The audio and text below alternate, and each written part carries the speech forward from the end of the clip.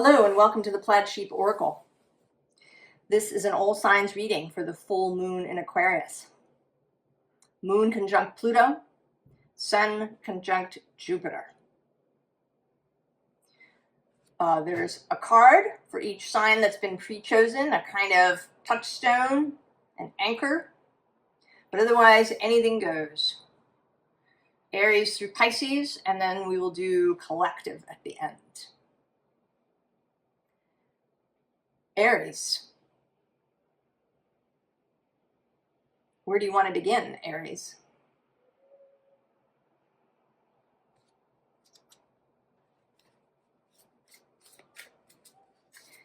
I think I can say that there is already some advice out of the gate to not be tentative, to be confident, to stride forward with sureness. I got a Substack newsletter this morning that talked about judgment, one's own judgment, relying on one's own judgment, and cultivating that for oneself.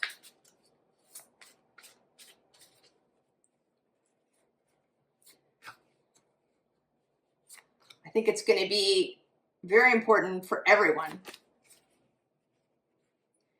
And that you, Aries, you lead the way.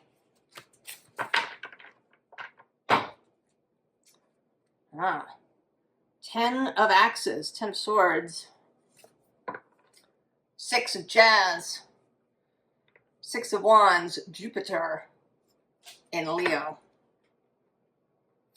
The new philosopher king after the Kazimi. Death.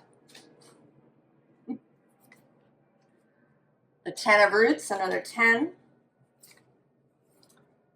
The magician. The king of roots. And the 6 of axes. So, yes. Any sense that you need to be hesitant, tentative, extra kind of careful. This is not to advise recklessness, but to advise confidence. The magician sits at the center.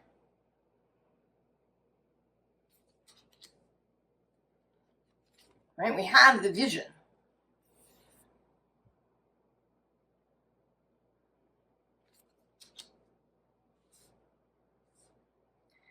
This is not a moment of second guessing, hand wringing, any of that sort of thing. The magician, confident, clear, in his red, passionate shirt.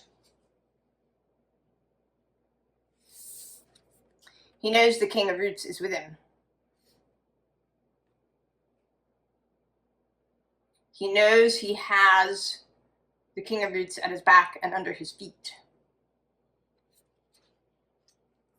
He's ready to go. There he is on the back of the bike.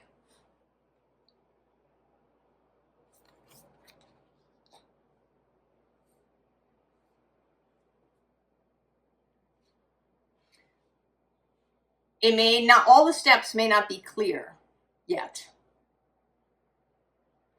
But you know what you want. You know what the vision is. This is not a secret.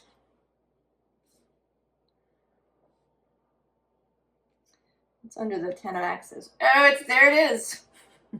Oh, moon.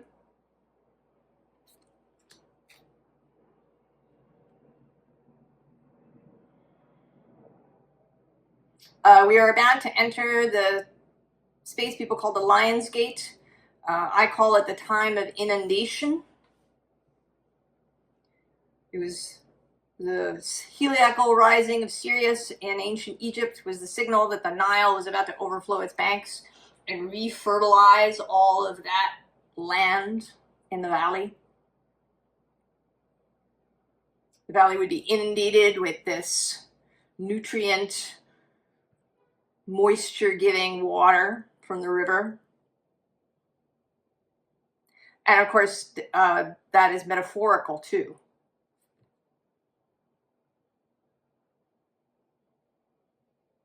So you don't hesitate during the inundation.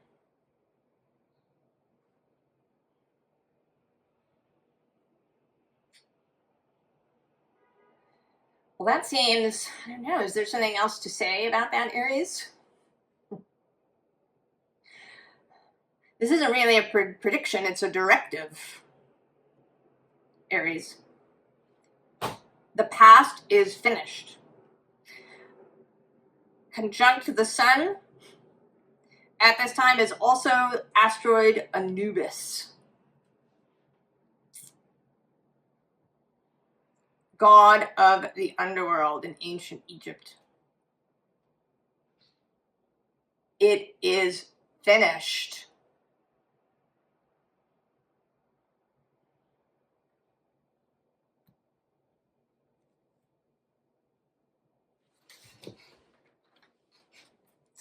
Sun on the bottom here, the source of, the sun of life.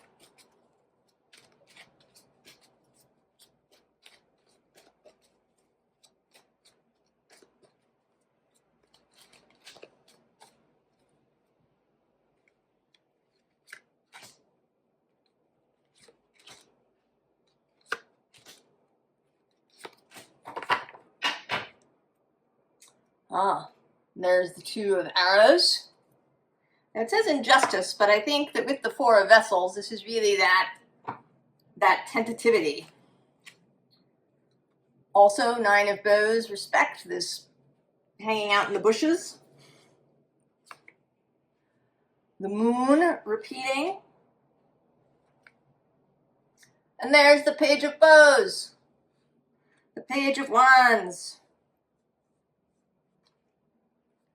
And the sun. Well, that's just doubling down, Aries. Move forward confidently.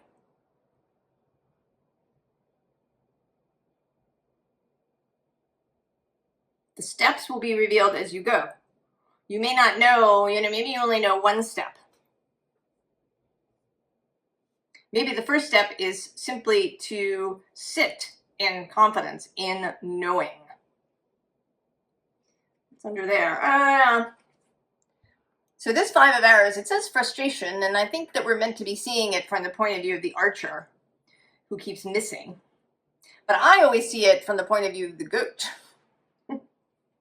who's having great luck, unassailed by the slings and arrows of outrageous fortune. They just pass him right by. And below that is the Ace of Vessels, the water of life.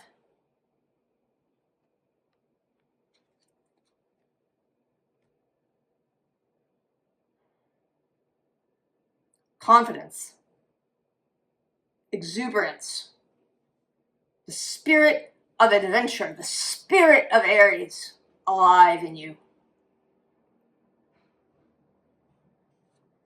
Final card. Oh, maple spirit, generosity. But really it's this red.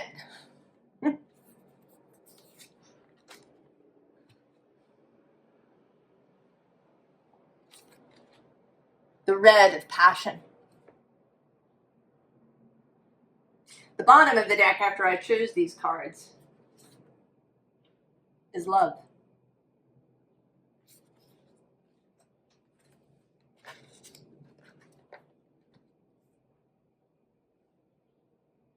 And there is generosity, when you're feeling good and you're feeling excited and you're open and you see the beauty of life, you feel generous. You want to go around and spread that. You don't have that sense of constriction.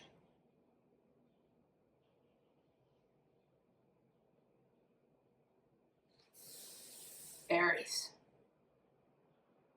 Coming home to yourself, Aries.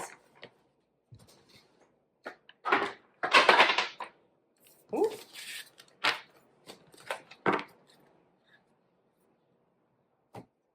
Taurus. Benevolent world. Here on the bottom for you, Taurus. If you did not see the intro, we have a card pre-chosen for you that we will see at some point. Maybe before I reveal these, maybe at the end, maybe somewhere in the middle, I don't know. All of this that's happening, this full moon, this moon conjunct Pluto, sun conjunct Jupiter, is squaring Taurus, of course. And that might feel very intense, but also exciting. Do you feel excited, Taurus? Do you feel, I don't know, like a door is blown open somewhere?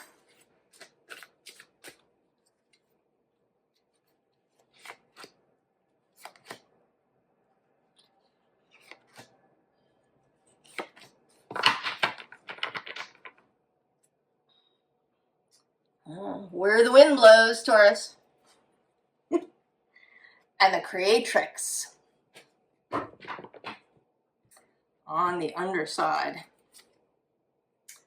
How sweet the hum. This is my favorite card in this deck.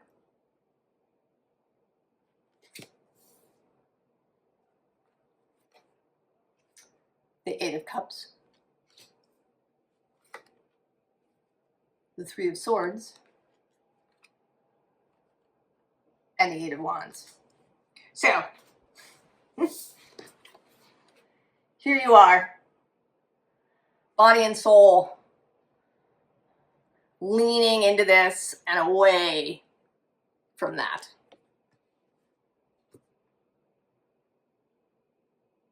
Isn't it complicated? I want to say that even though there's all these sort of aspects and conjunct planets and things, that this is actually, in many ways, a very simple moon.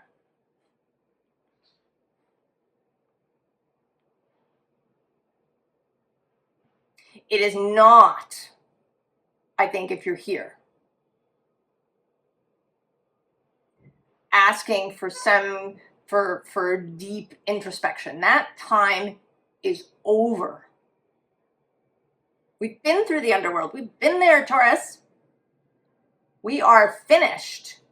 We are moving towards the sweet hum.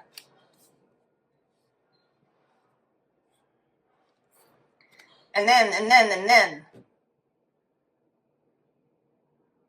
when we move in that direction, everything else moves too.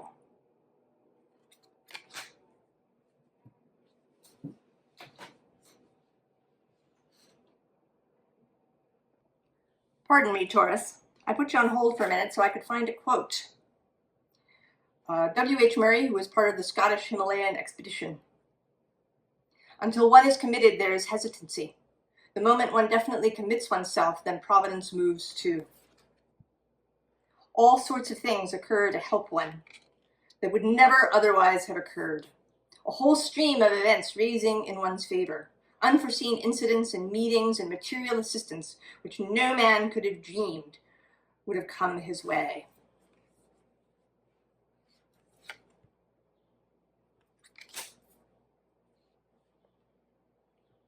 Now, under the wind blowing, is listen. Also, beyond impediments. So, listening to the hum. Turning towards this goodness. Away from cynicism, pessimism, nihilism. Choose your ism to move away from.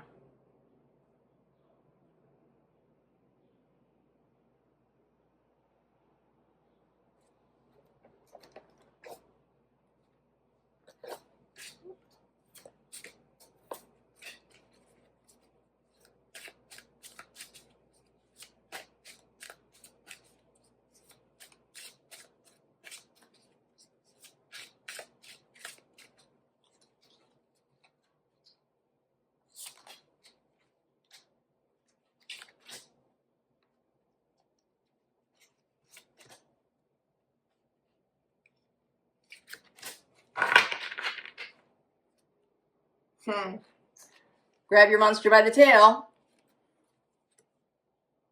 and get your brave on, Taurus. Peace. Speak true. Seek the symbols. And grow wild. Well, I think that is self-explanatory. Does not need any exposition from me.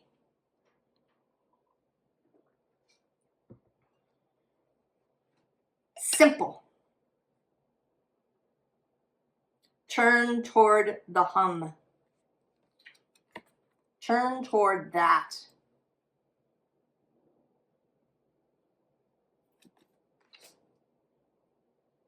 Your card.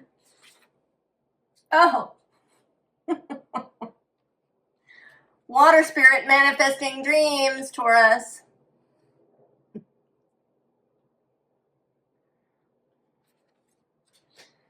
The creatrix here underneath, the magician.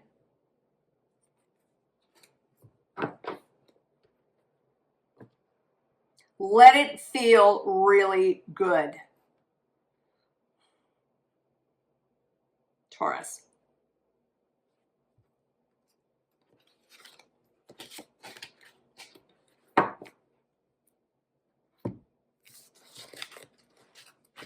All right.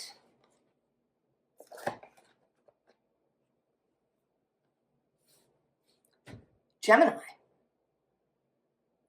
Gemini, anything goes. We do have a card chosen for each. We'll see when it wants to come out.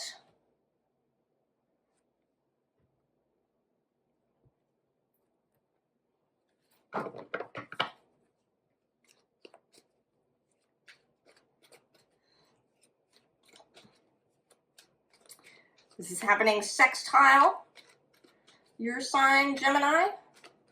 That's a nice working partnership kind of energy. You may feel a buzz.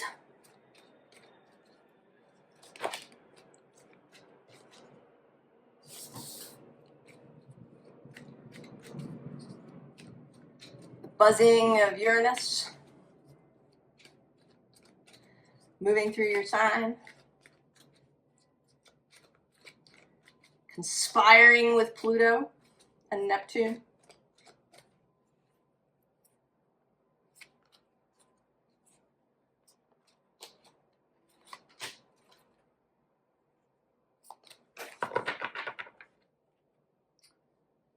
Ace of Pentacles, Gemini, very nice. The new Earth.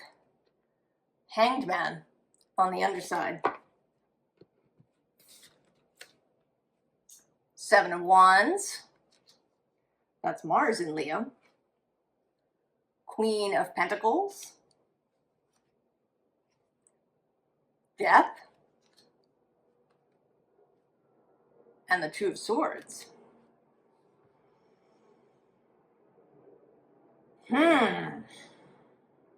Gemini.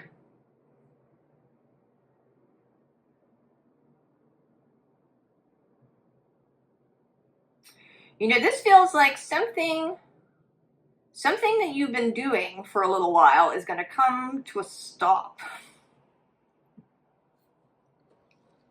And I'm going to say not in a bad way. I don't think it's something because, you know, whatever it is she's created is lovely. This is not about you having gone in the wrong direction. It's simply that now there's going to be, it's like a plot twist that we're having.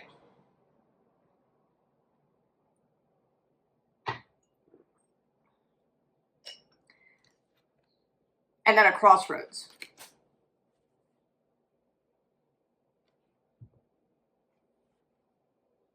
Right? This new thing, whatever it is going to take you in some different direction from what you've been doing up until this point. Oh. So the Three of Wands popping out.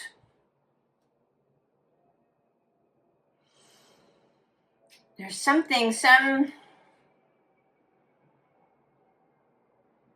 I think there's some arrival. Your full length reading talked about you coming into clear contact with something or someone or both. And this card feels like that, whoever or whatever that is. I don't know if it's a muse or someone who's going to arrive and change things. A physical person. It's not like a job. It is an individual energy of some kind. I mean, it might be both source and this human being, because you are in contact with source all the time. But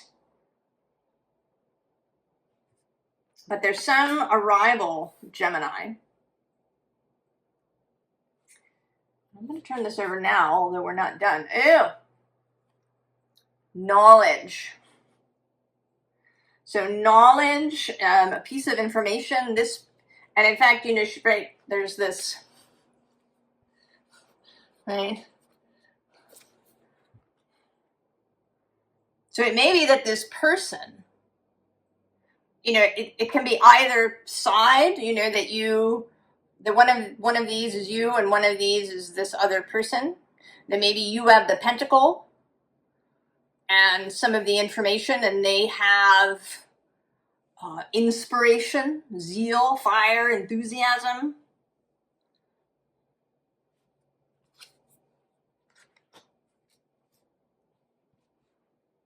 Well, Gemini, I don't think we're going to get any more than that, because it's going to be different for each of you who this person is and what this is about, whether it's personal or business or spiritual in nature, all of the above.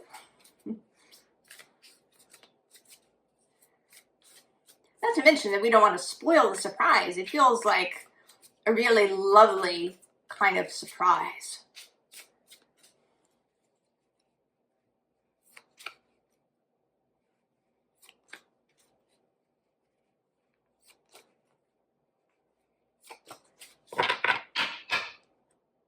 Ah, the Magician making his third appearance. The Sun on the underside. Six of Roots. Nine of Axes. Six of Axes. And the Page of Axes.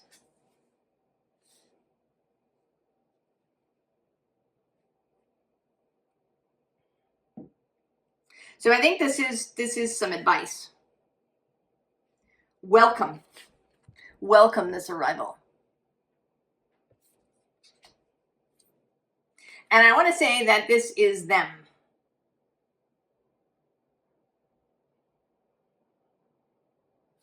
That they have a kind of magician energy. It may, I don't know, it may cause some anxiety. But you're going to get on this bike together and go.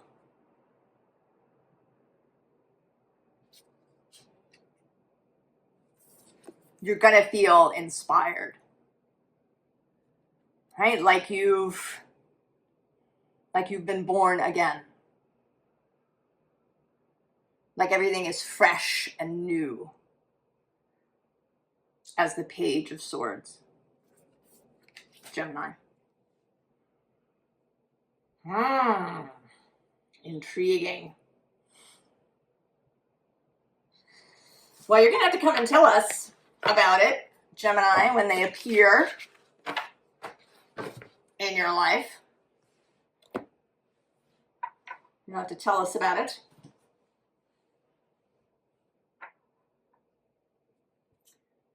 Cancer. Cancer. How are you feeling, Cancer?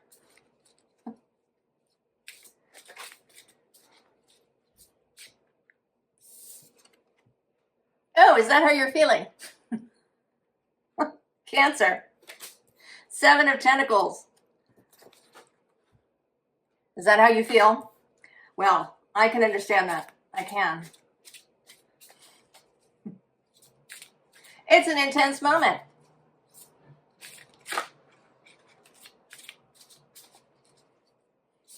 Certainly water signs have all the feels.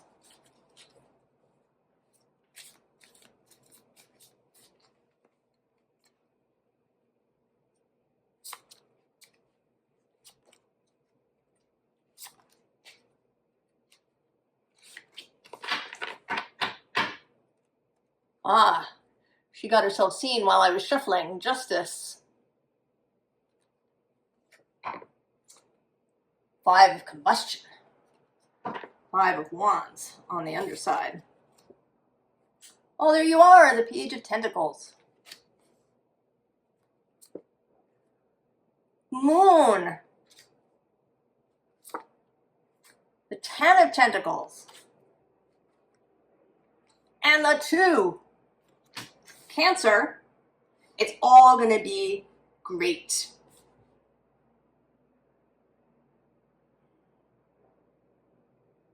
You are, and I think this is true for all the signs, but it may feel most tender, most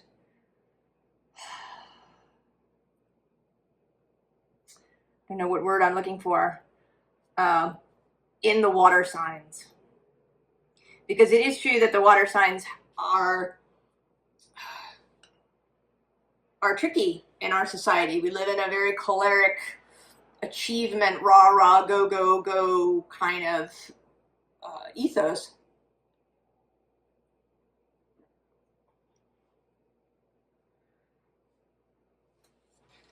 And if you're more watery, that can be really uncomfortable.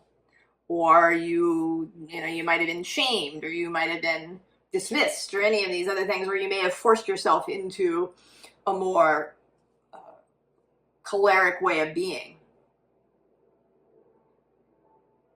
I think that an interesting and maybe, or maybe not, paradoxical thing about this time of air and fire, all the planets from Jupiter on in air and fire signs, the nodes having moved into Aquarius and Leo. It is the year of the fire horse. Is that all the signs, including water signs and earth signs, I think are going to gain confidence.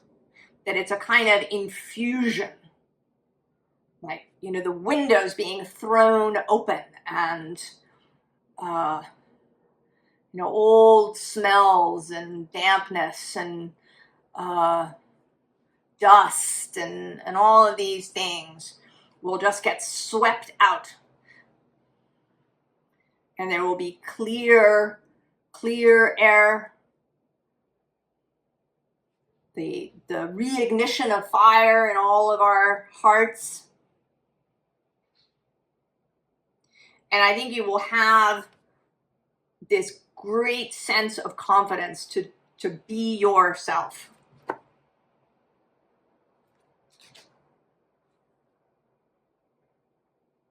To be a sign that is held and led and guided by the moon.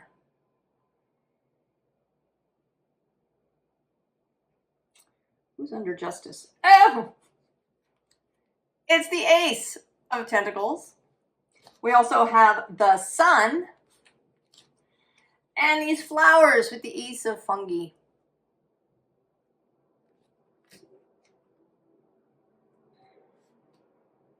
So you may be feeling like this.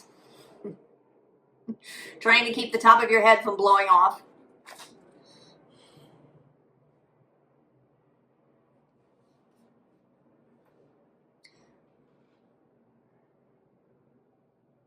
But I think that's not going to last. I think you're going to move into this into this energy very quickly.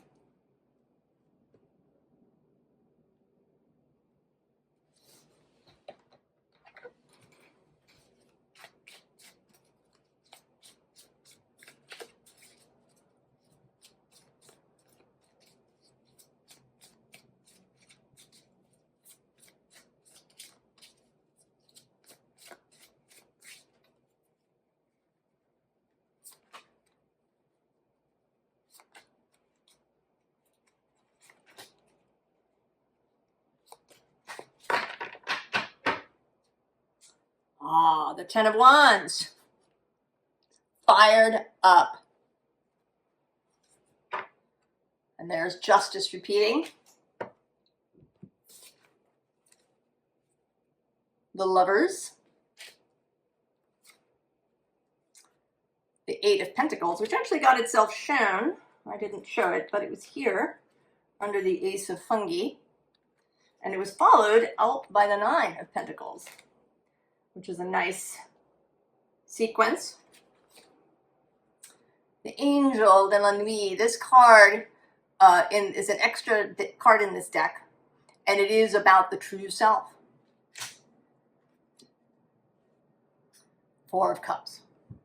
Moon in Cancer. And here in this deck, it often feels to me less like apathy and more like daydreaming. You know, she's just completely let herself go into her daydream. She's not concerned about how it looks or what other people might think. She does not care. She is there just setting herself free.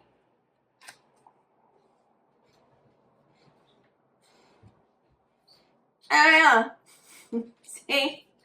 Under the Ten of Wands is this sassy devil. Provocative kind of death, a dare you sort of death. And Strength.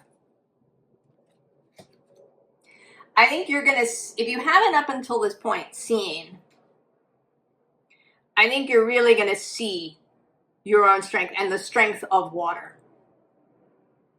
You know, sometimes we can list all the things that we know are lovely about our sign, you know, the Cancer is this X, Y, or Z. But we may not really be able to feel it, you know, like own it viscerally. To really see the power of that.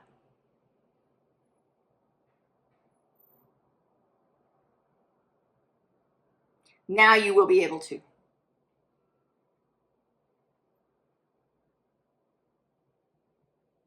To follow your heart, to stand in the group with your particular point of view.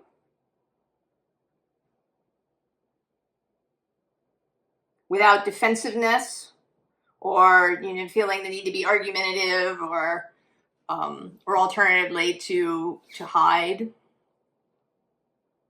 But to be natural. And to wax and wane naturally as you do.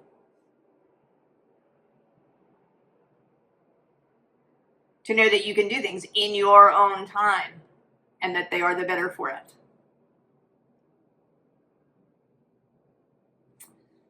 Last card, Cancer. Oh, Sanctuary.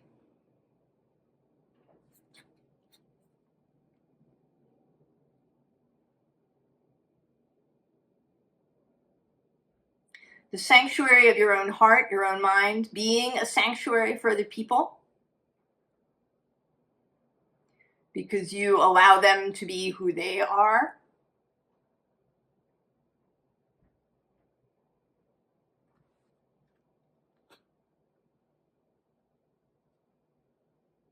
And sanctuary is certainly a very Cancer word. Unapologetic, Cancer.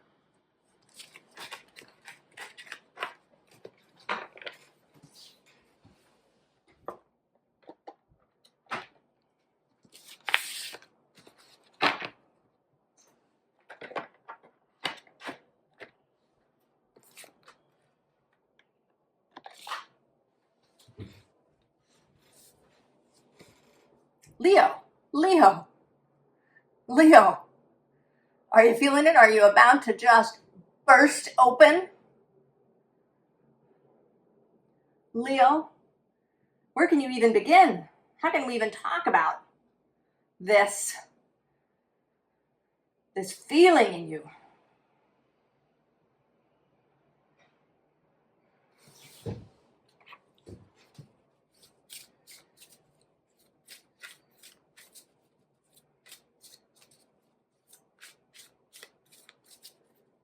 This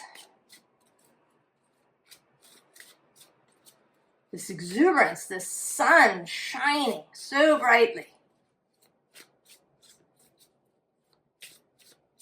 The new shiny Jupiter after the encounter with the sun.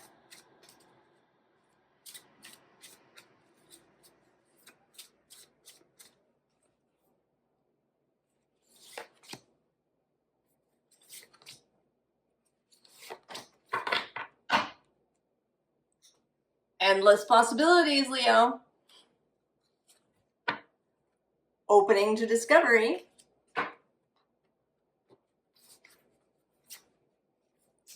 Call of the Muse. Healing the heart. And I wondered if it would come out. Waking the lion. Leo. That's the theme, at least here in this space. The awakening of all the signs to their best nature, to their most expansive, joyous, mystic, glorious selves.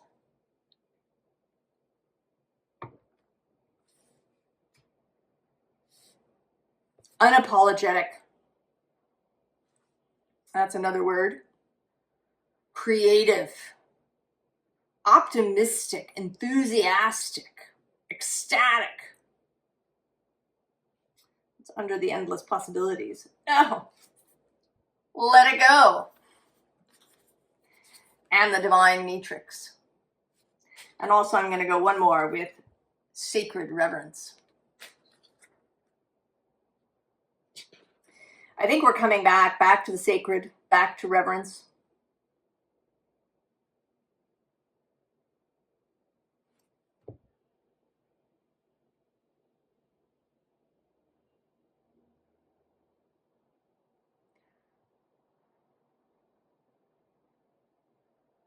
I don't know, Leo. I always do have this desire to give each sign a kind of like, here, this is available, this is, you know, maybe where it's going.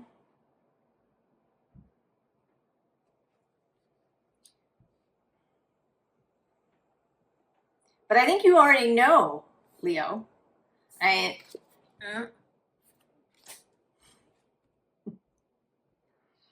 You don't need me or the cards or anybody else to tell you anything.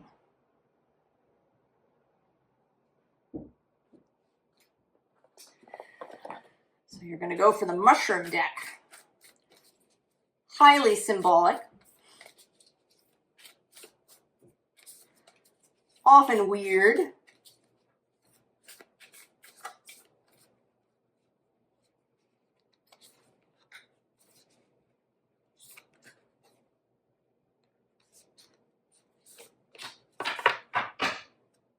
Oh, Amanita Muscaria, Leo. Magic, poison, legend. The healer on the underside. Trust, compassion, knowledge.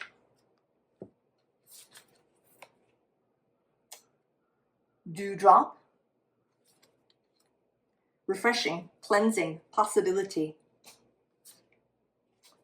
Moss. Tender, attention, old soul. And the enoki mushroom. Collectivity, enduring, ethereal. Oh, you're bringing the magic, Leo.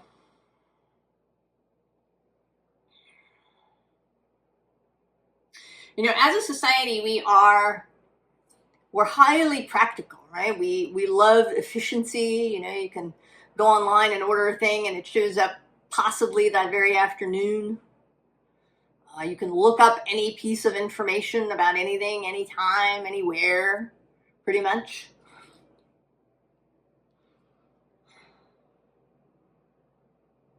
But it's flat.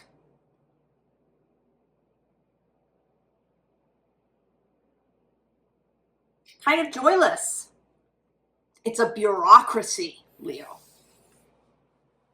And that is one of the shadows of Aquarius.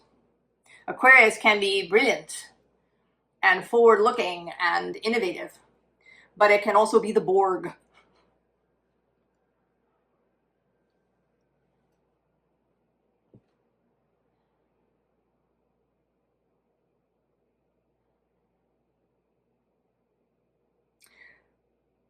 You stand in the magic, the connection to spirit, to light, to the muse, to the intangible, to the mystery, to possibility, to the weird and the mystical, the psychedelic.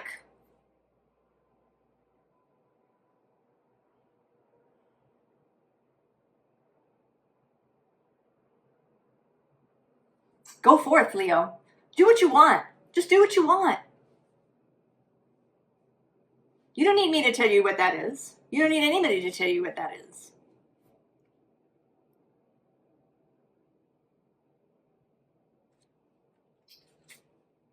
Huh.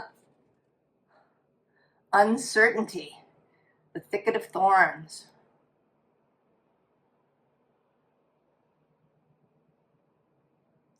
But there's that red butterfly there. Your heart fluttering right in front of your face. You don't have to know the whole path. Follow that butterfly. Follow the call of the muse. Leo.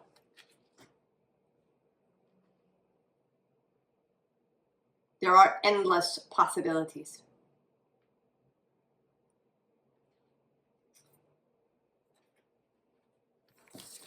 Endless.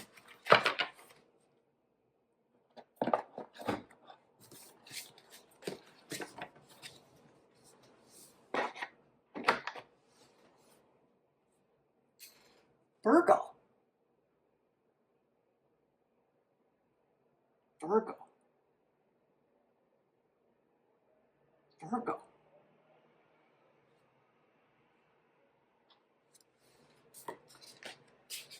You know, I didn't know how this would be, Virgo, but we're going quite quickly.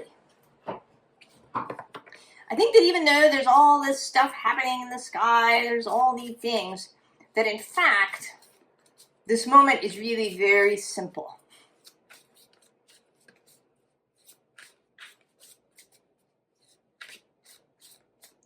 Very simple.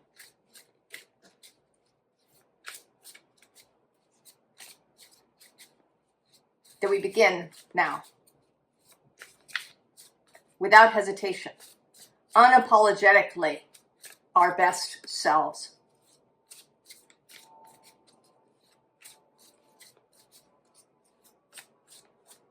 No hemming, no hawing, no hand-wringing.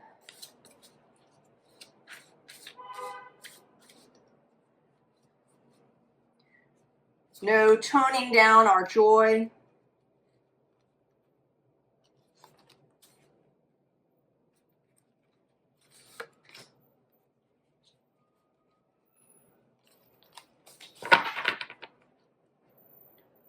Oh, Queen of Fire, Virgo.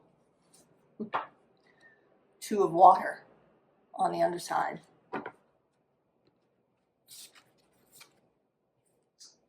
9 of water, Temperance, 8 of earth, and the Chariot, Virgo. You are on fire. Inspired. You know, if you've had hesitancy around your enthusiasm, your joy, your however the fire comes through for you, and there can be a whole list of reasons why you might hesitate. That ends.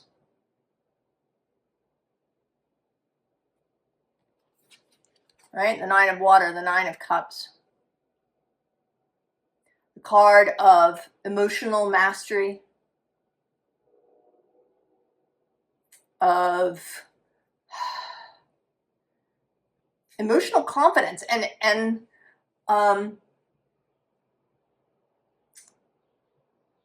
no judging yourself.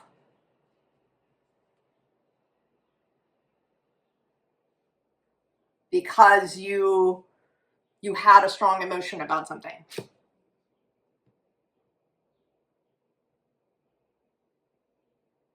But also no, turning it into something deeply significant either.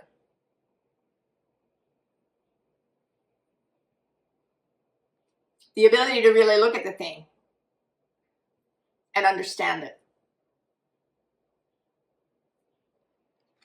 Right? This water, the ability to channel these things, to channel and circulate the energy. It may be that in the past you've kind of automatically grounded things. If you got a sudden feeling of great enthusiasm or joy, you may have kind of immediately grounded it.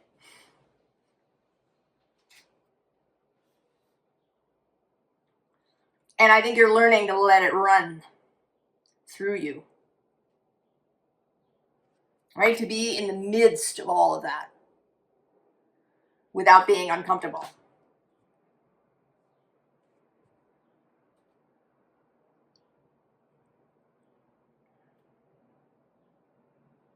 You know, when you first learn to ride a bicycle, you may be hesitant.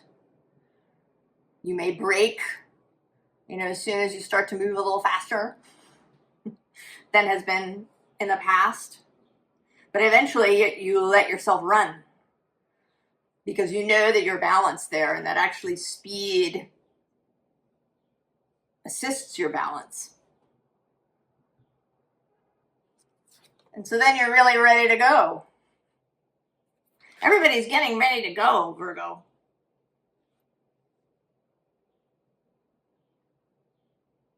Getting ready to run with it.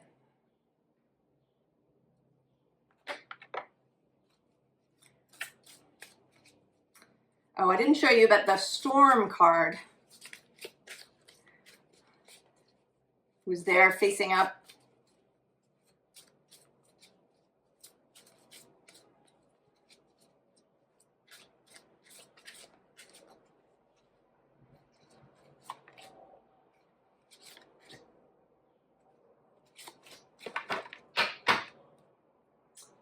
Ah, plants.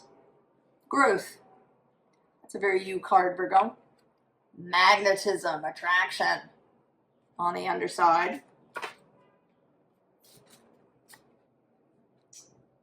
Bravery, oceans. Water, creation. Outer core, fluidity.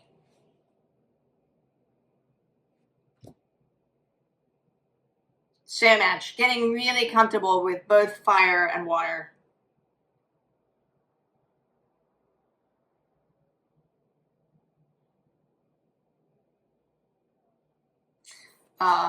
Venus is actually moving through your sign at the moment. She and Mars are squaring off. He's over there in Gemini. Your sibling sign, you both have Mercury as your guide. Mercury, is moving direct through Cancer, this space of water, expertise, confidence, fire, water, earth, and air, all available.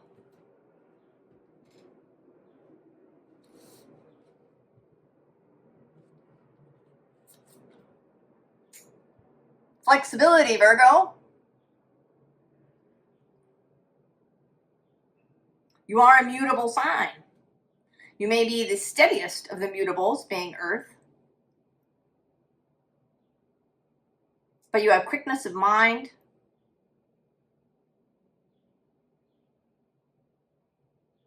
And the ability to be flexible when that is appropriate. And I think it's going to be appropriate. This ability to move, to channel strong energies, to circulate them through yourself without trying to immediately ground them out of you.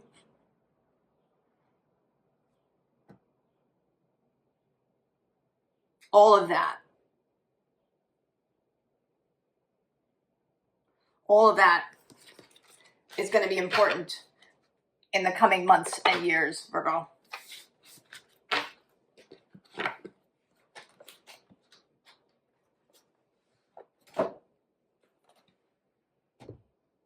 Libra. Libra.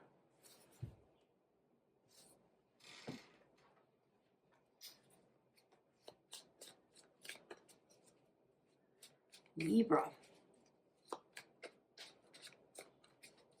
Well, for you, like Gemini, this fabulous moon and all around it is sextile and trine.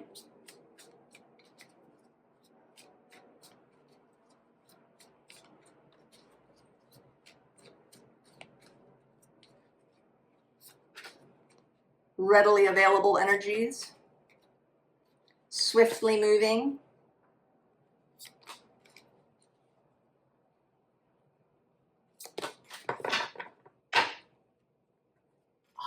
Sun.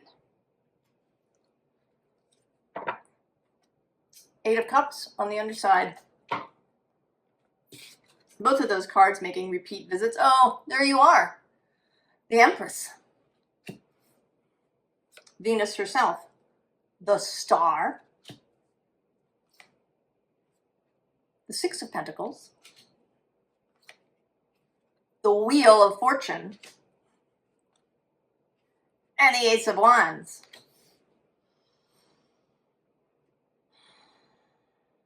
Libra.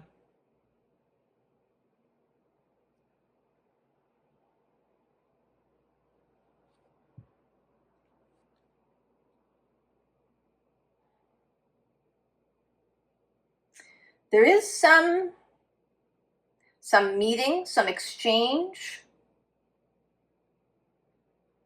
some conversation. And it's coming about because you are living in this space. However you're doing it, however you have found to be in this space. That vibration creates the opening for this.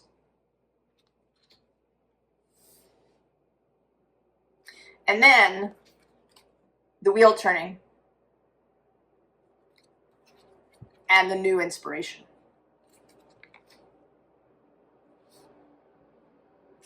You know, and this doesn't feel...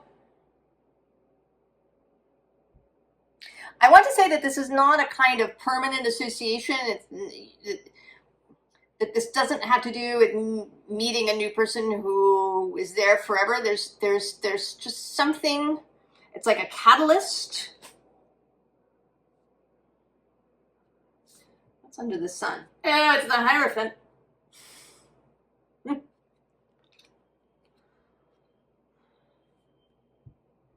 Well, I want to know more about this, Libra.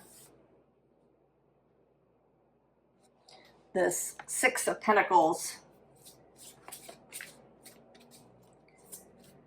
A gift, perhaps, that shows up. That could certainly, if you were looking for an investor or you were looking for a windfall or something of that nature, either in terms of money or some other kind of resource or perhaps knowledge, an opportunity that appears.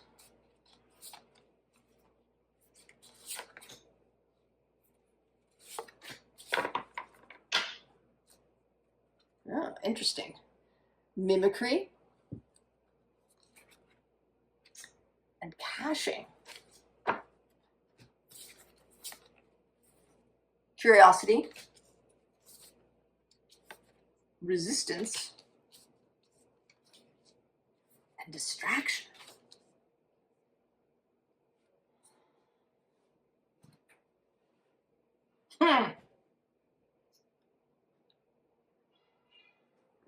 All right. Well, this seems like a direct rejection of my trying to know more about this Six of Pentacles. We also have illusion and battle.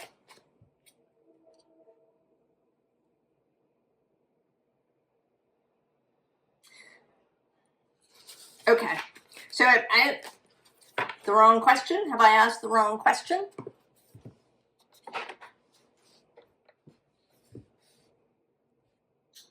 Well, what is the right information? What else do you want to say, Libra?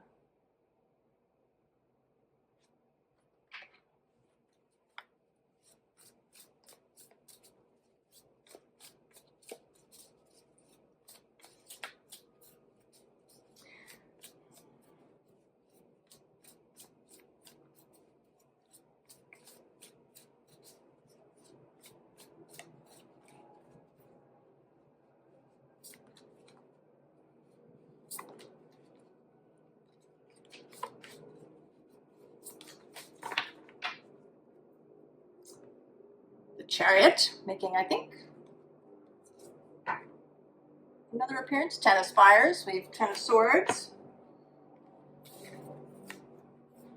The Catacomb. The Three of Spires. The King of Stones. And the Sun. Okay.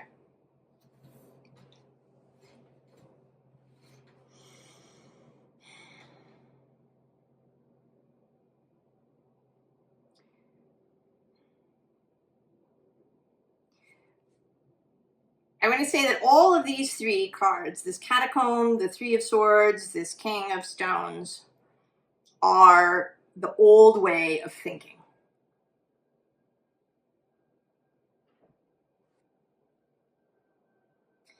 A way that tries to pin things, the way that I wanted to know more about the Six of Pentacles. I was trying to pin it down to something. You know, it's this.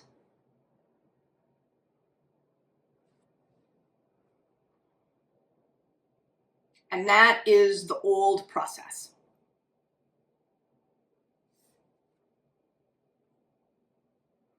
The new process, right, this Sun,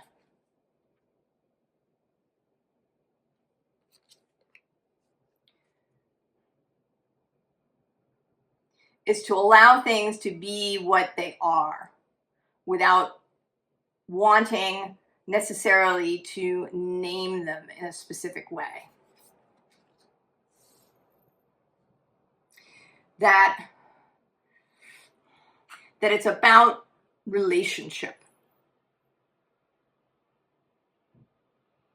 You are in relationship with your life, with your future, with your own soul. It's not a series of things, but a series of conversations. I mean, your life is a conversation that you're having.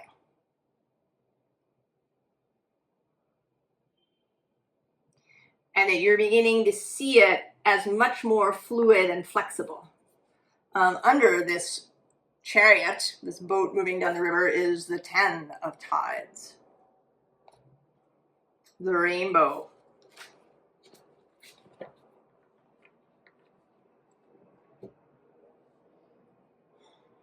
Right? Coming out of the catacomb, out of the box, and out into the open.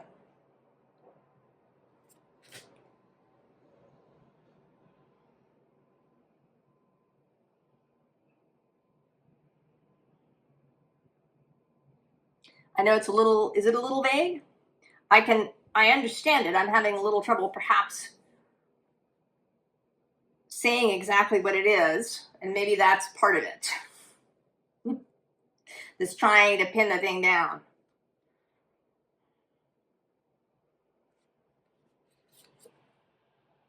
The frog spirit of renewal. I think perhaps the answer is, don't overthink it.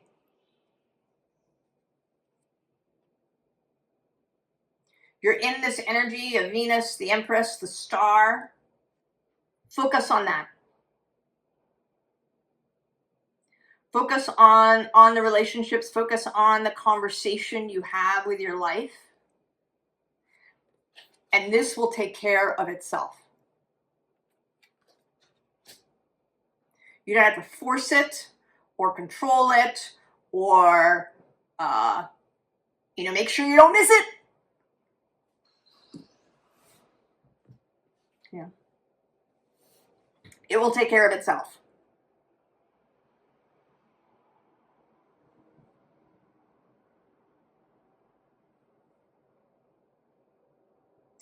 Oh, Libra. Mystic. We are, I think, in a kind of spiritual renaissance time. And that we were going to come back to being able to talk about these things in this way that is less delineated. Scorpio. Scorpio.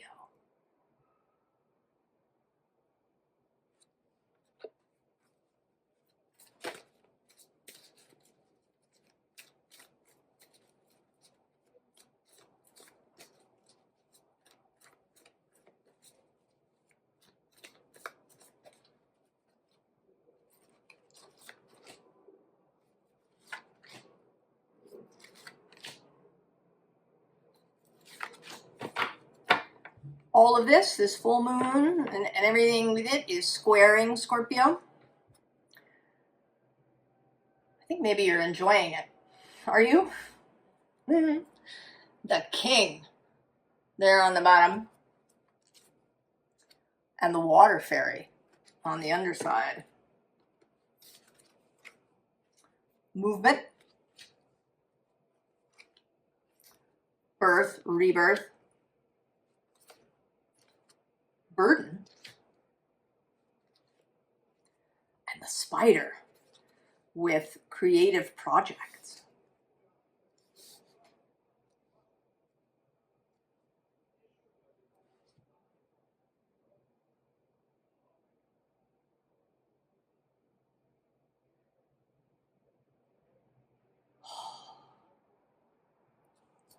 I don't know if these are aspen trees or not, actually. But that's how it often comes through to me. And aspen trees in an aspen grove, even though there may be appear to be many trees, they may be one single tree connected down at the root level. The aspen grove. And I want to say that you that you're going to be able to release the burden you've been carrying, to share it so that you're not carrying all of it. You know, in tarot, it's the 10 of Wands that's the big burden, that you hand out 9 of them.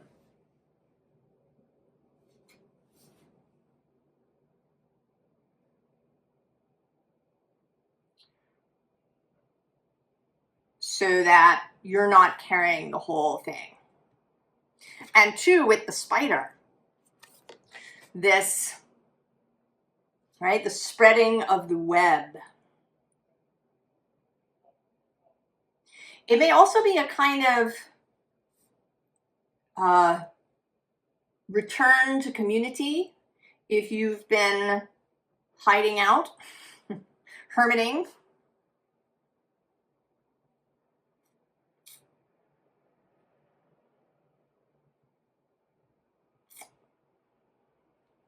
That there is a return to the group.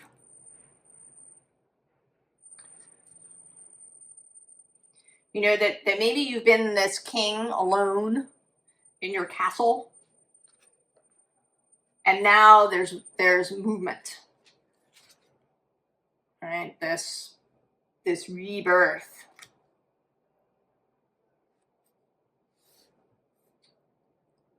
Back into a group.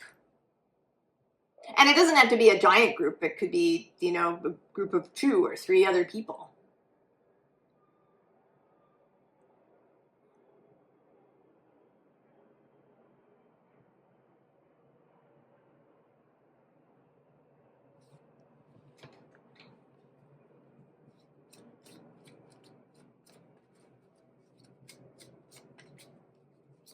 That if you've been bearing some burden,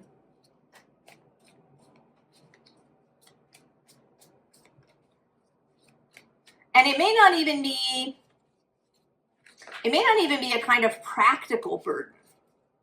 It certainly could be. Maybe you have a financial burden, or a childcare burden, or something of that nature, and you receive help for it.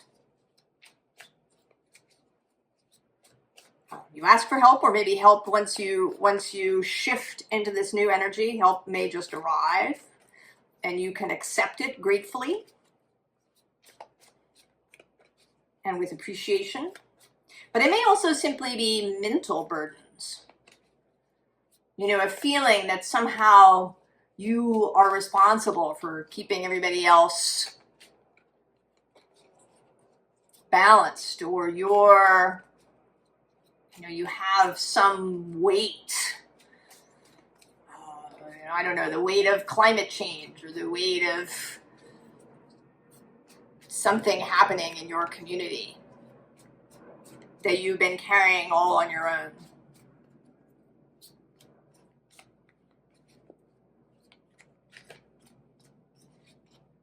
And then now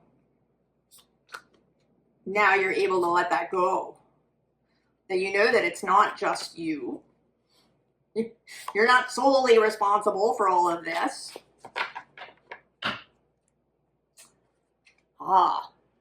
Three of Swords.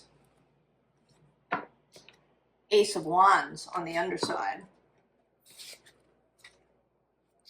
Ace of Cups. Queen of Pentacles. Temperance right there in the center. The Knight of Swords. And the King of Wands.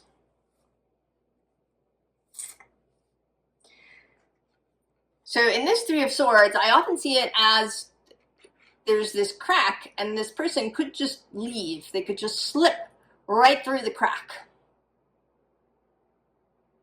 Oh yes, right below that is in fact the Three of Cups. Joy, celebration, the three graces, the three fates. And then there you are, the King of Cups. We also have this Nine of Wands, so not the 10, but the 9. This kind of I want to call this the burden of the outsider, perhaps. Feeling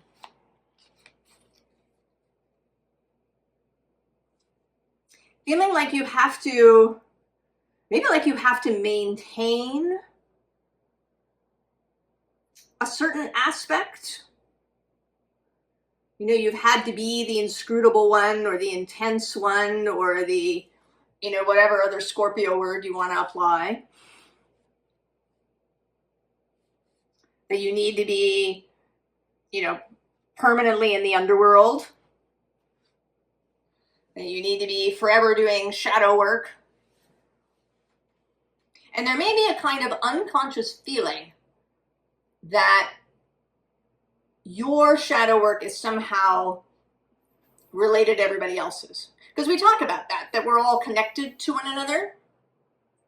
And it may be that you've taken on a burden of keeping the shadow work flame lit, if we want to put it that way. If you understand what I mean. That somehow if you opened your heart to love, to joy, to optimism, to creativity, that you would somehow be letting the side down.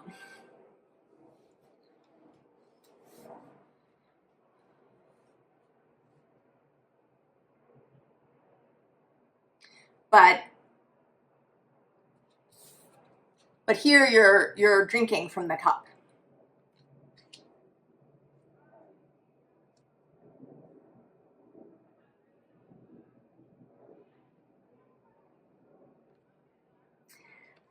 You know, and how I'm actually seeing this is in a Lord of the Rings reference, when Gandalf frees Theoden from Saruman's influence. That there's something happening to her here. It's a little hard to tell. I don't think she has her eyes closed, but she might. That there's a kind of, that she's, you know, been maybe kind of glued to the throne. And here she is being released from that. There's this healing energy of temperance, this reconnection, not just to spirit, because you may have that, but reconnection to the brightness, the joy of spirit. One of my favorite movies, Pollyanna, with Haley Mills. And in the movie, if you haven't seen it, Pollyanna is an orphan. Her father was a minister. And there's a minister character in the movie who always preaches these very kind of fire and brimstone speeches. You know, he's exhorting people not to sin and all of these kinds of things. And she's out walking and she runs into him in a field where he's practicing his next sermon. And she tells him that her father always talked about all the instances of the word love that appear in the Bible. And he is shocked, startled.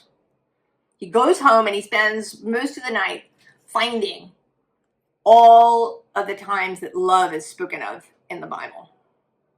And it transforms him and his relationship to Scripture, to his faith, to his congregation.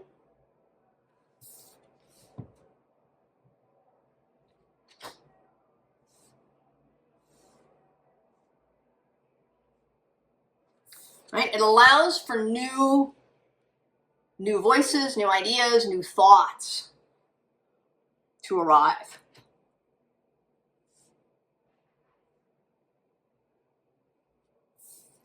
And for the power of inspiration.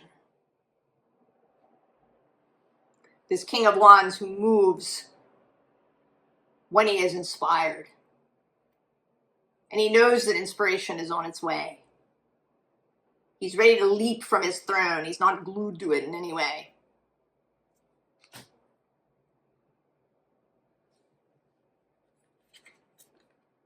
Oh, see that? Moonlight enchantment, magic. Beautiful magic, not gritty, realistic, noir.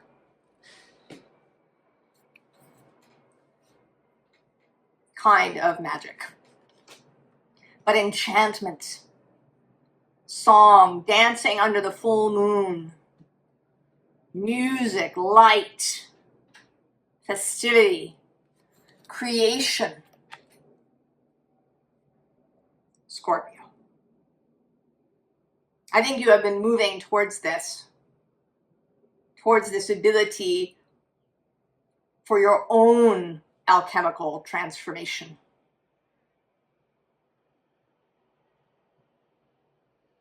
Into a being of light. The phoenix aspect of Scorpio. You will never lose your ability to walk through the shadow and help others do it. But you will no longer have a need to live there. Oh, good stuff, Scorpio.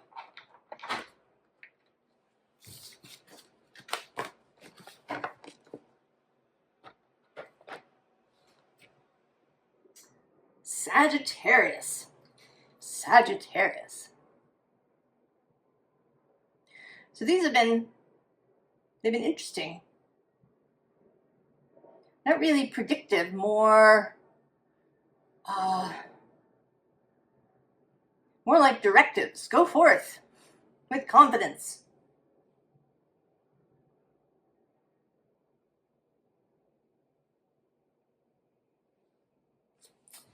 Interestingly, this deck has come out several times now. Sort of unexpected to go with this moon.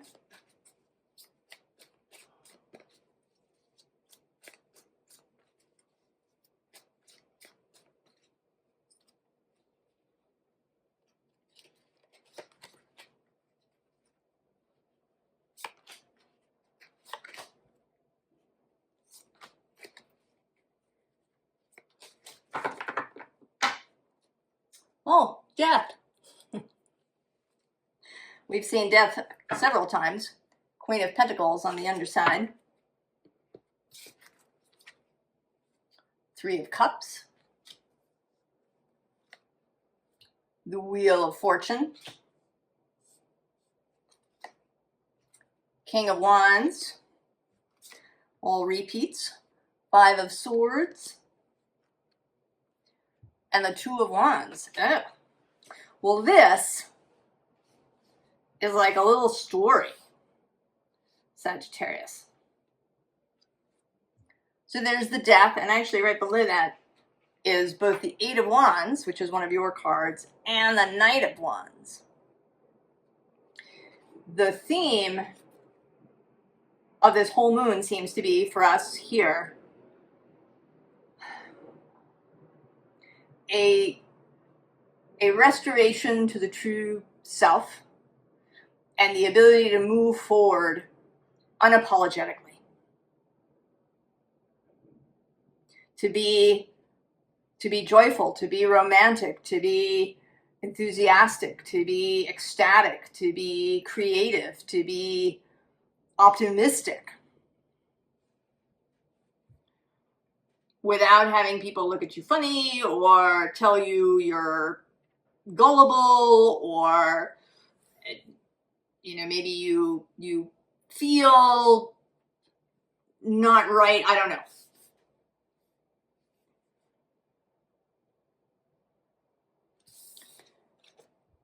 There is a death to all of the baggage, gods, all of the baggage, all of the the heaviness of civilization, the bureaucracy, the bleakness. Terry Pratchett, He writes the Discworld novels. And he has these characters that are the auditors of reality. And they are these just floating gray robes.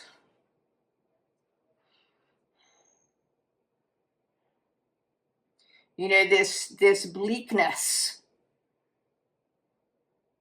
of the industrial complex, of the mechanical.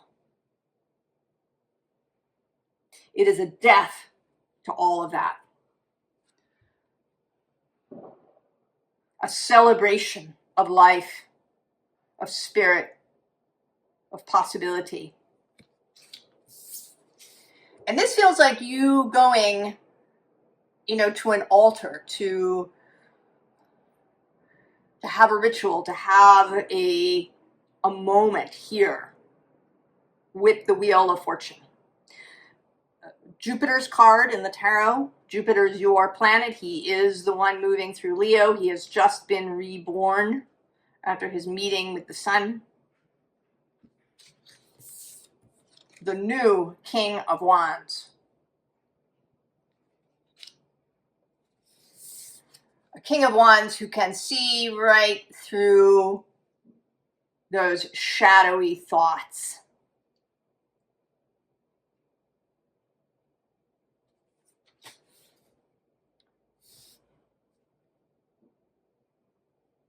Through all the ways that you criticize yourself, maybe the way you criticize others.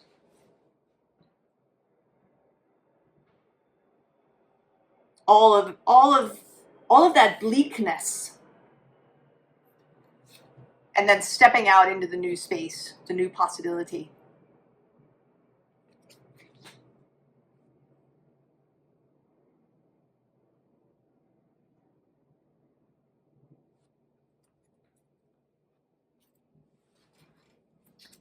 Eight of Wands to start with here.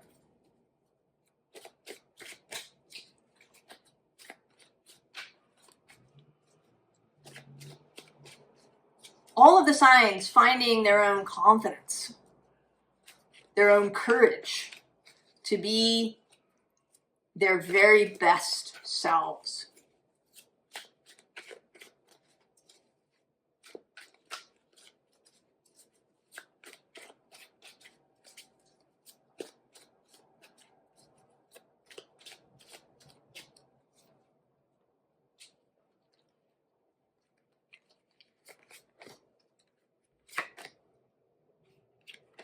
It may be that you have,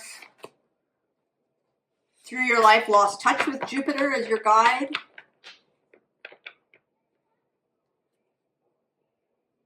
Weight of a snowflake in the benevolent world. You know, on the one hand, we like certain aspects of Jupiter.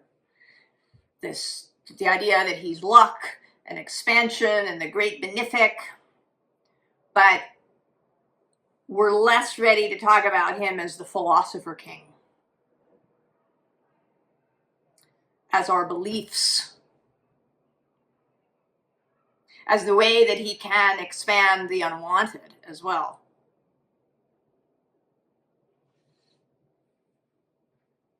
That what you believe is really important, that your philosophy for living and that you stick to it, that living in integrity is important. Oh, and there it is, Eight of Wands. Oceans and fly. The herbalist. Gaia. And the Two of Wands repeating.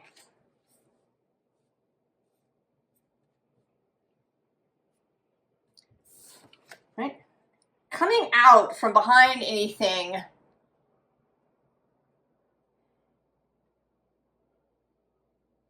that you've been using as a shield, as a cover.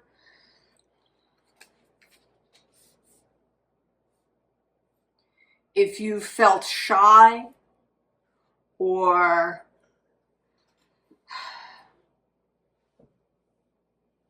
if you felt like you couldn't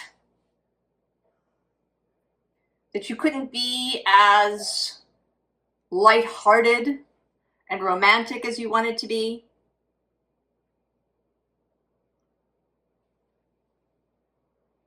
If you had to rein in your vision in order to seem reasonable. Or maybe it's simply that you're just finding yourself again after what I think was probably a long period of feeling fogged in confusion as Neptune moved square to Sagittarius as he moved through Pisces.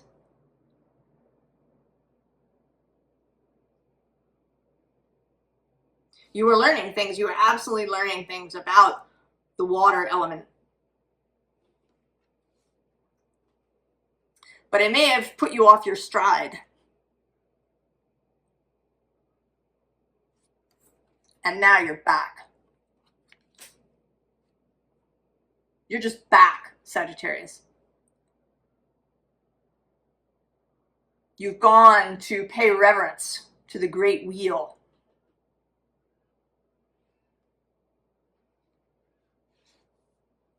To spin it. And see where it takes you. To trust to luck. Wood nymph, beauty. And here she is, comfortable in the water.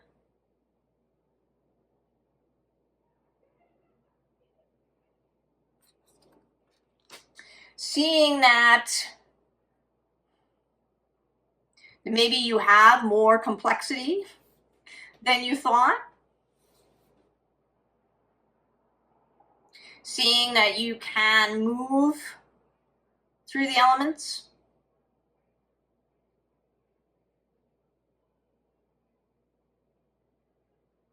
That you don't maybe have to be fiery all the time. If that's been, something else for some of you.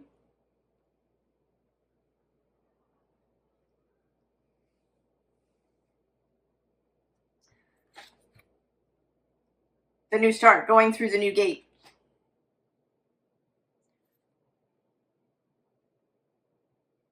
Coming out from behind anything that has been blocking you. And I think that it's largely in your own mind. It may have some physical manifestation, but that's where it starts.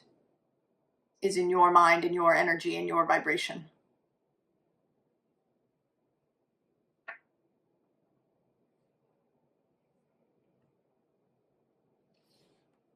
And now you're out. Ready to go.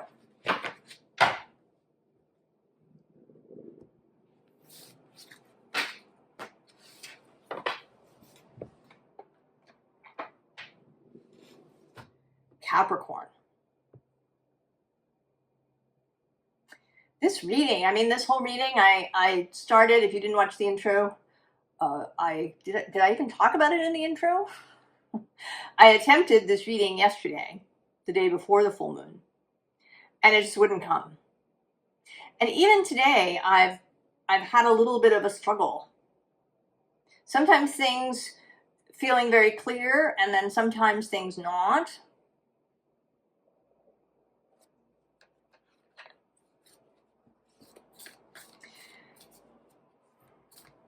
And it may be that's simply how it's going to be. That we're in such a moment of shift and flux that it's counterproductive to attempt to pin a thing down. And that this is coming through in your sign because you're an earth sign. You're the sign of building, the sign of tradition. And we're stepping out. That there may be traditions that we release. And maybe other things that we bring back from long ago. I don't know.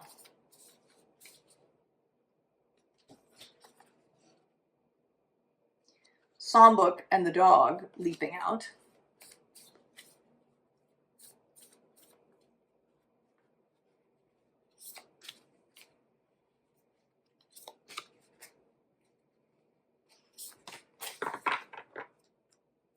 Ah, the blue moon. Second chances, magic. The blessed child underneath.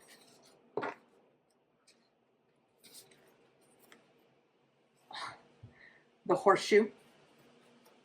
Luck, chance. The mockingbird. Prophecies, communication. And the live oak. Longevity, reliability.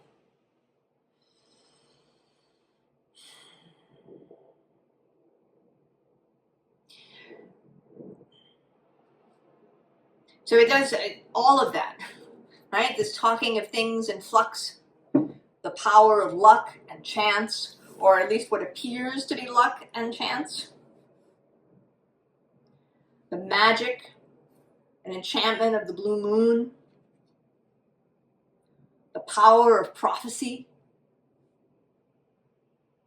And then also this strength that is certainly Capricorn. Of longevity, of stability, reliability. Roots. And also, with an oak tree, the big canopy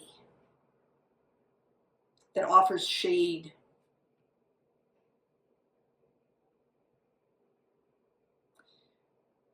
I've been seeing in all the signs how there is a really coming back to the best self of each sign.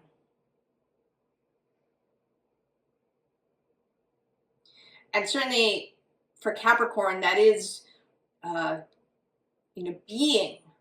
being there.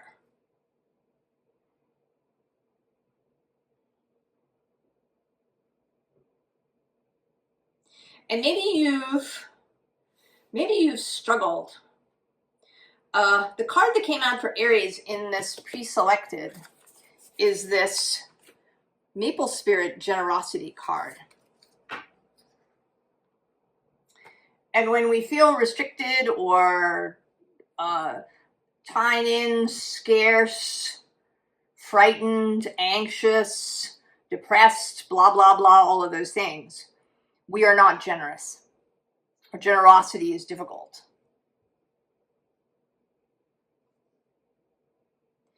And it may be that you felt brittle. That, you've been standing there, holding, but that you have felt brittle.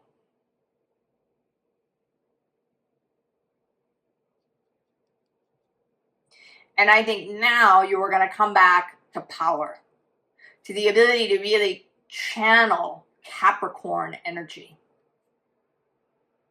Both the mountain goat and the sea goat.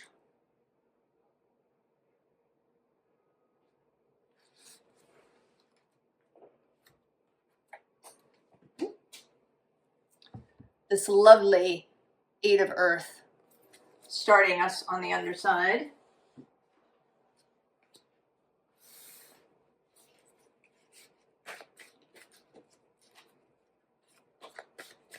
Technically, Sun in Virgo, but also a very Capricorn-y sort of card, of really enjoying what you're building.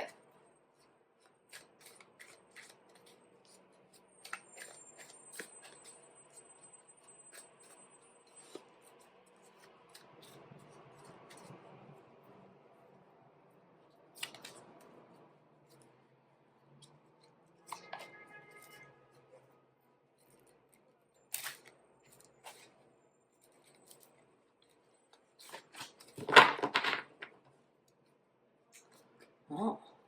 7 of air. 6 of fire on the underside. Ace of air. Messenger of fire. King of fire.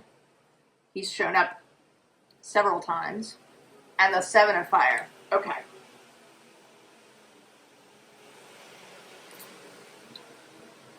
And right below this is the 10 of earth.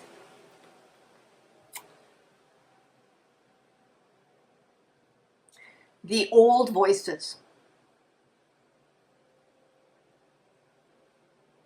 The old voices. Whoever they are. The ones in your own head, the ones of your parents or your siblings or your society or all of that stuff. The old ideas,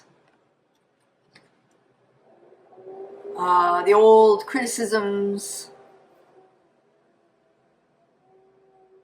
the old self-imprisoning ideas and thoughts.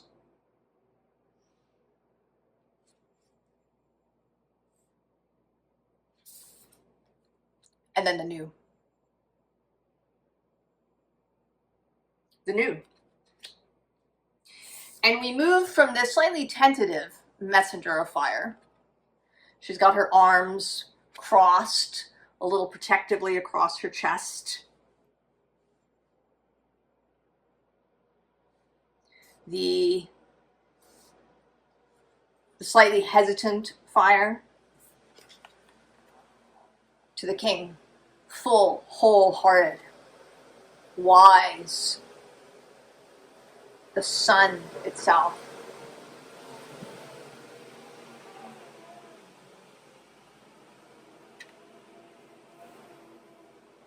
And then this ace of air, this new thinking, this fresh mental space becomes this 7 of fire, this inspired steed ready to go.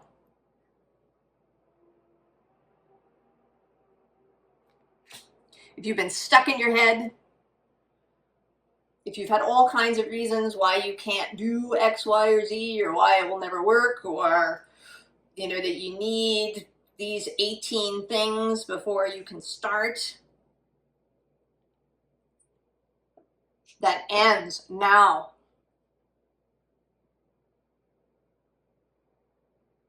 And allow it to end.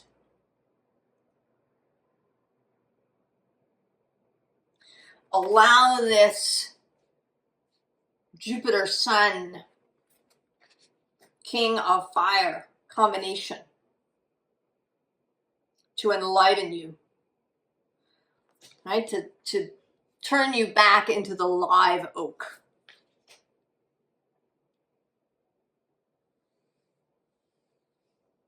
If you've been feeling sort of dry and stagnant.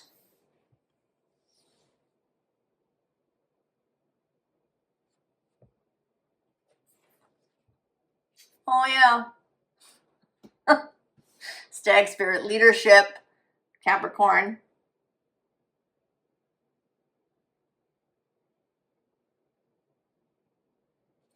Look at you, your antlers lit up with inspiration, with connection to your muse, to your genius, to your life force. Right? To the Capricorn energy. Channeling that.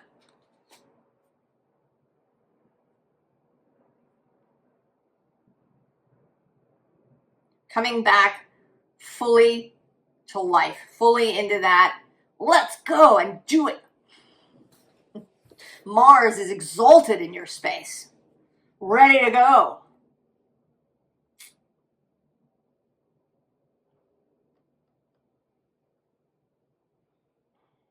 I have the sense that there is something about two time periods. One, the Capricorn space, starting at the end of December. And then I think, I actually have to check. I'm going to pause you for a second, Capricorn. So yes, the second timing thing actually comes first, and that's Saturn stationing direct in early December, December 10th. So I think there may be something about that, and then Capricorn season all together, that will or may be significant for you, Capricorn. We will see. And it may vary. Your mileage may vary. I hope that you're feeling this, that you feel the uplift of this. The image that keeps coming to mind is throwing windows open in a house that maybe has been shut up for a long time, that smells kind of stale and musty, and just opening all the windows and airing everything out, clearing out cobwebs and having a fresh feeling. So, Aquarius.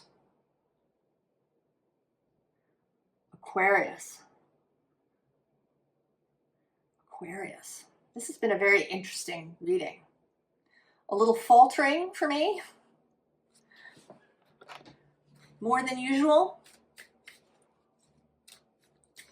But I think we're simply too much in flux to pin anything down, and that in fact we should not be seeking, that it may be a mistake to try and seek to pin anything down.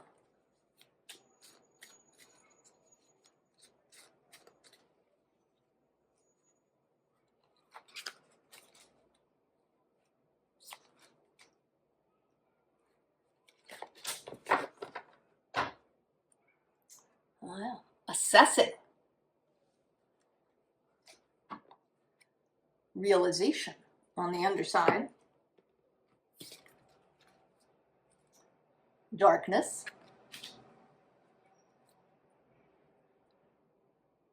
Focus. Protection. You know, well, all three of these feel like this in-between period, Aquarius. It is your moon, the moon conjunct Pluto, trining Pluto and the moon trining Uranus, sextiling Neptune. Lots and lots of things moving, possibilities.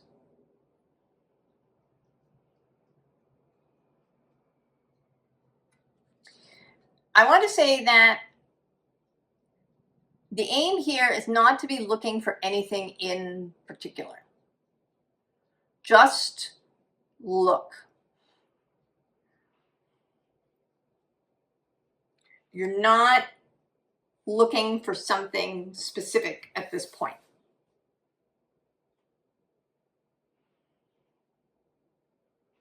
The quantum wave not yet collapsed.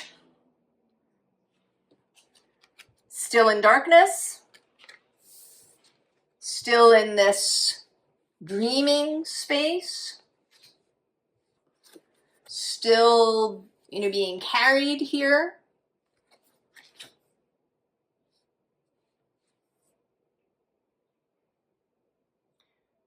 You're not at the point for action just yet, Aquarius.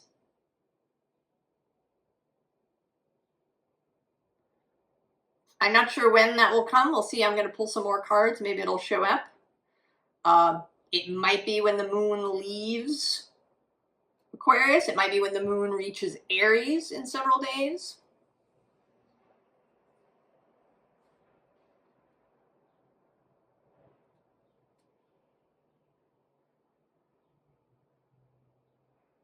It might be the eclipse, the new moon in Leo on August 12th.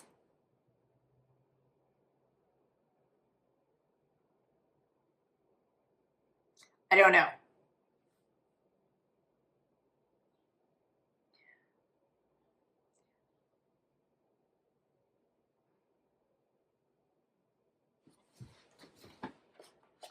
The tarot of the unexplained, Aquarius.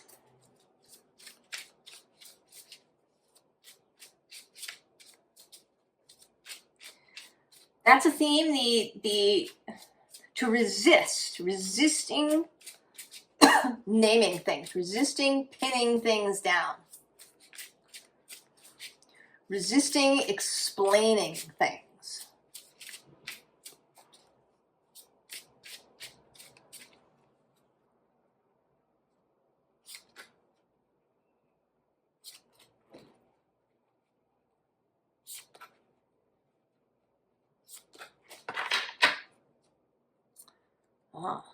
The Eight of Ghosts. Ten of Portals on the underside.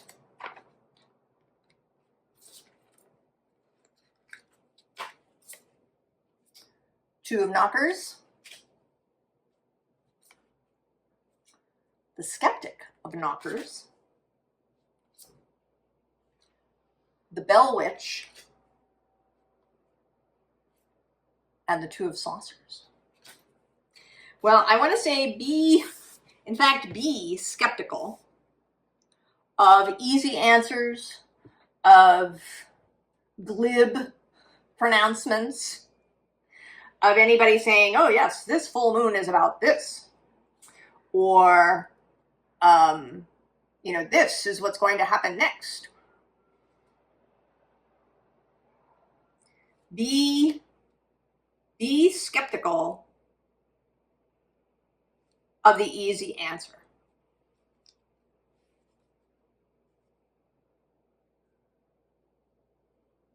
Be open to the uncanny, to magic, to mystery. She's the High Priestess in this deck. Here in the Eight of Ghosts, there's all these phenomena happening. Resist the urge to label, explain, pin down, verify, any word you like. We are just at the beginning. Two of Pentacles.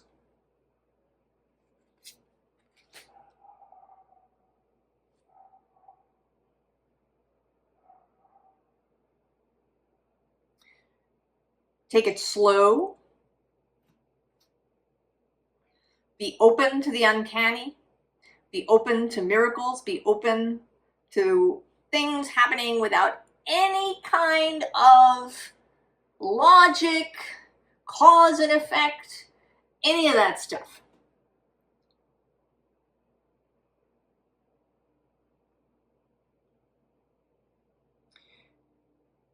The ability to accept this is without trying to pin it down. I'm actually listening to this book series, and in it, there's a ghost character. He's an ancient Roman, and he appears in this little neighborhood. And the protagonist of the stories decides that she wants to see if there's a pattern to his appearances. So she kind of puts out a call to everybody in the neighborhood to tell her, where they'd seen the Roman. And after she's been doing this for a while, the Roman gets in touch with someone asking her to stop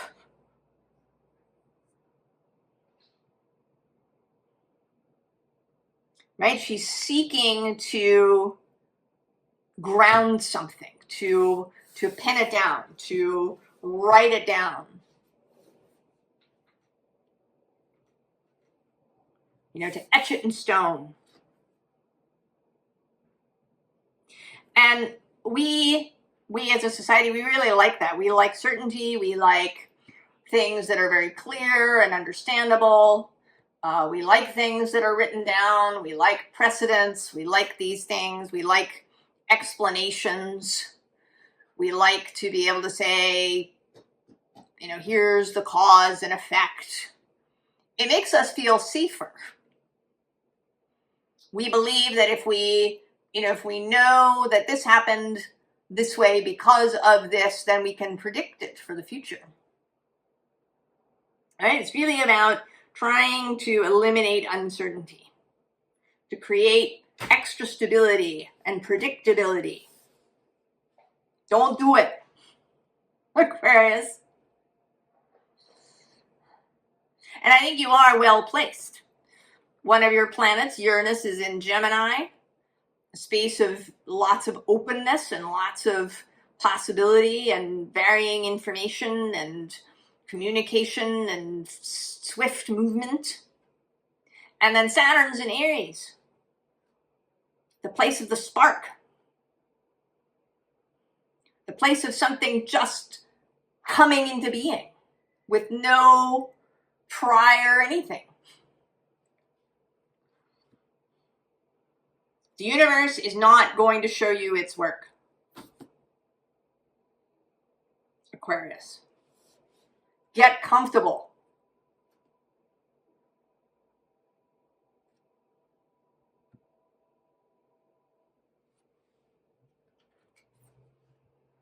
Oh, letting go. Enough said, Aquarius.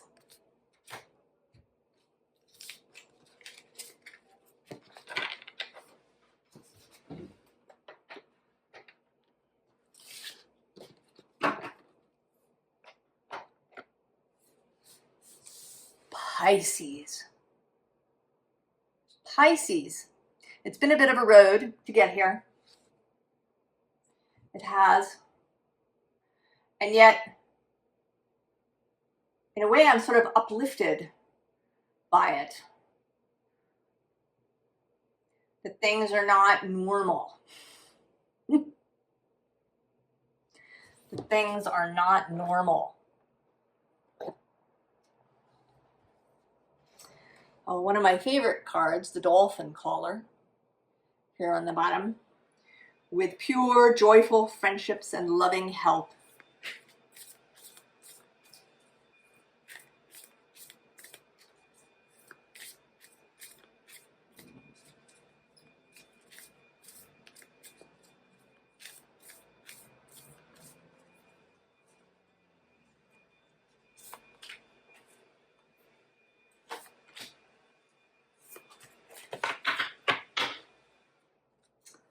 Oh, fairy energy. Growth, expansion, a flowering. How nice is that? The full moon there in the sky. What's underneath? Oh, the mirror. Other lives, past lives, dimensional lives. Also a kind of seeing. Right? A seeing of the self. The pathway. Direction, purpose, change. The meditation. Peace, relief, sanctuary. And the Aurora garden. Beginning, initiate, origin.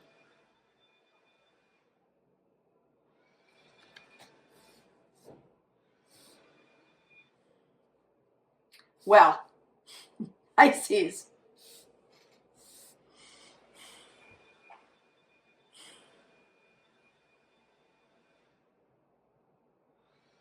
It seems like you are that you are maybe the most clear of all the signs. There's been this theme of the signs coming into their best selves, of moving forward confidently, unapologetically,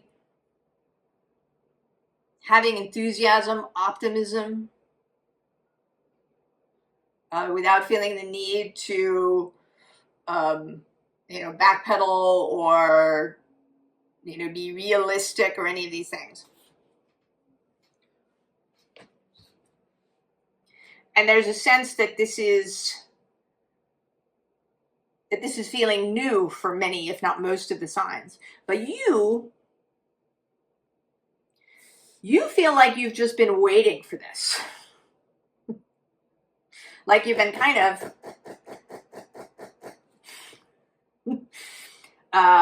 drumming your fingers, tapping your foot, just waiting. You knew. Maybe it was your soul who knew, if you didn't know consciously. But you knew this moment was coming. Like that this light would come on. You were here staring out into the darkness, waiting for the light to come on. And it may be, that there's this connection between the light, right? If we say that this light is this moon, that it's this infusion of fairy energy that lights this up.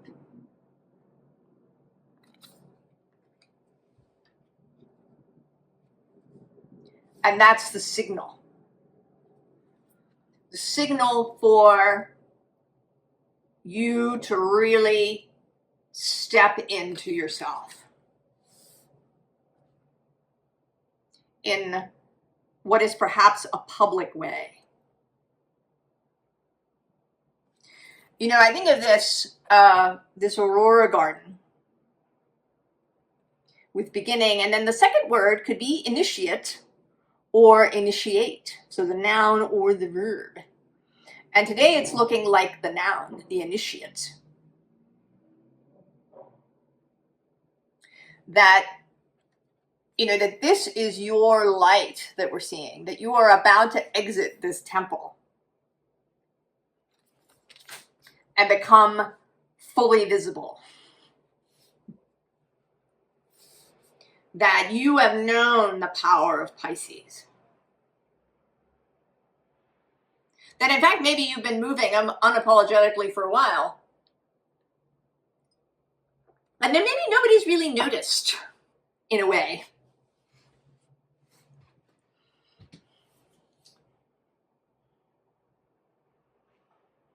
That something has been understated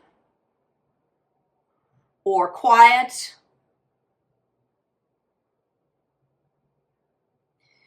But now there is this kind of full reveal.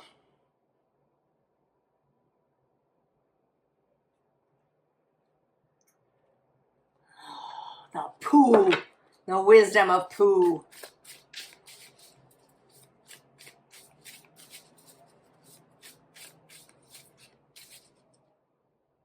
Well, one moment. And here where I pause the shuffle is the Knight of Honeypots, Knight of Cups, that's you. I have paused in order to pull a card from the fairy deck. This fairy energy.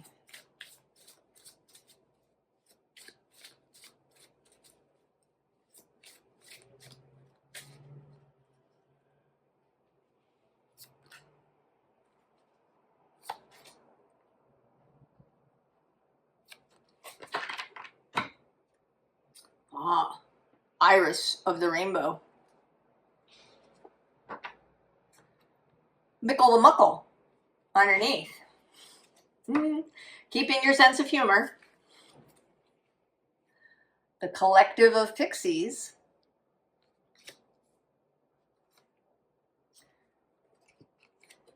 Caitlin the sylph. and the bright mother. Oh, this is not advice, Pisces. This is putting you on notice.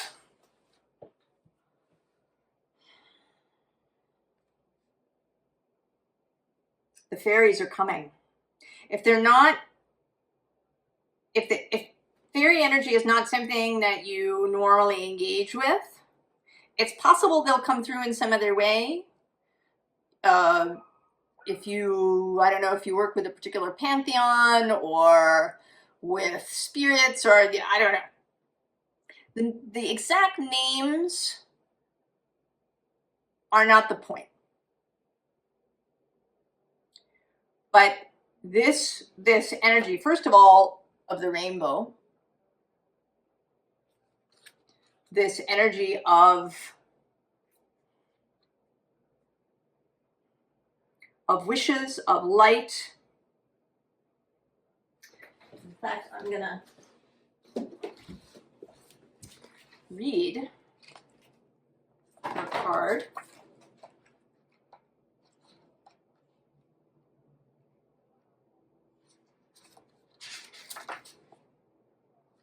So hope, promise for the future.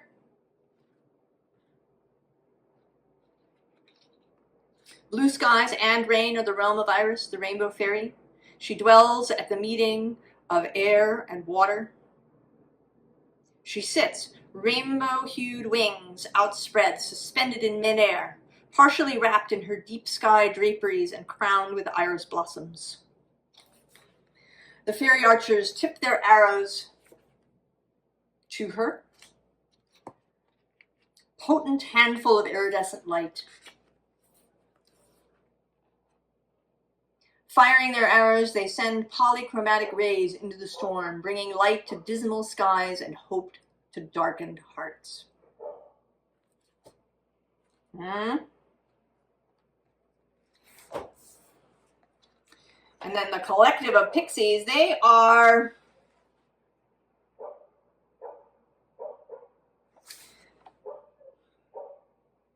dance the world.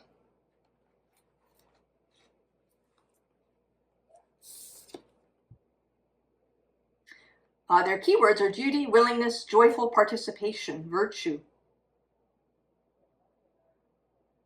A pixie's got to do what a pixie's got to do. And one of the things a pixie has to do is to dance.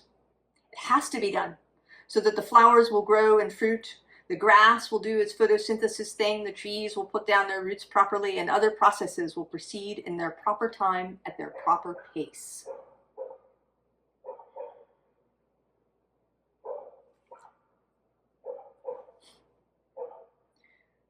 Doing with joy. Dancing the world into being.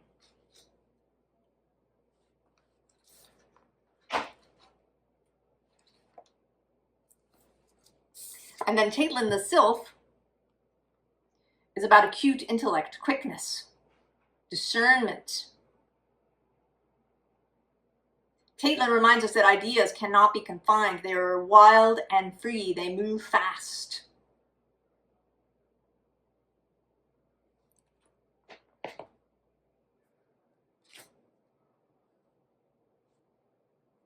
We're not here to etch things into stone, especially you, Pisces.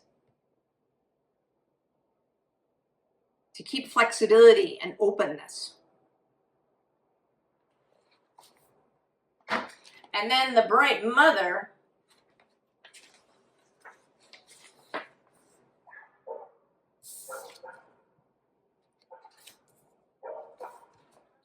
creativity, nurturing, productivity.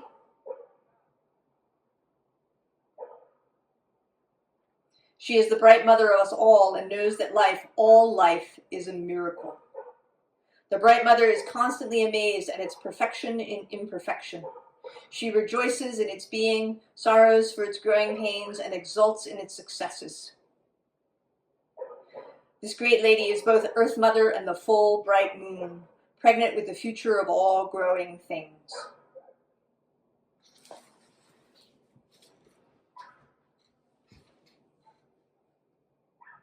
So this is your notice.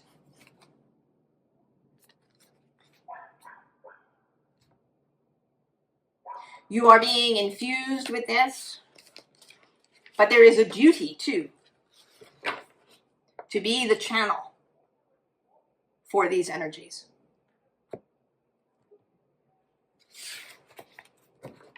To be the Knight of Cups.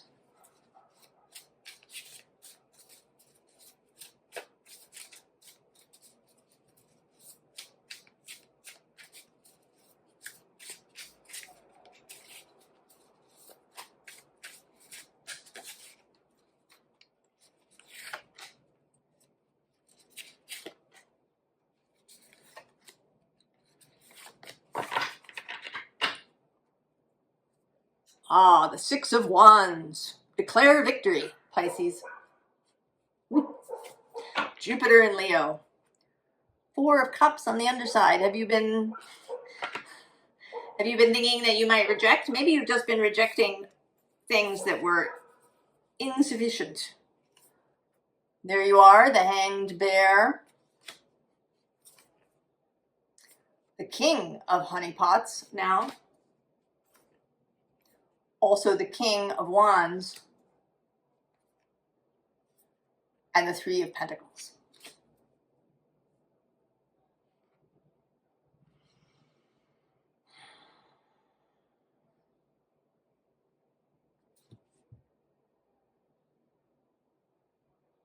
To be your best self, Pisces.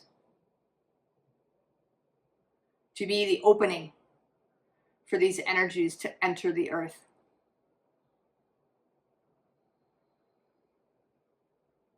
The channel, the portal, whatever you want to call it.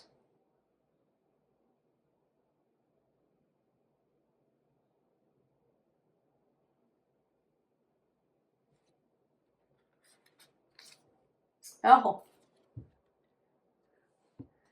Acceptance.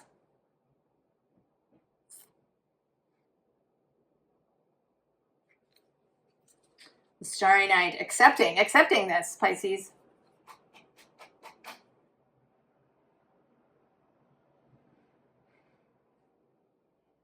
That if you're here watching this reading,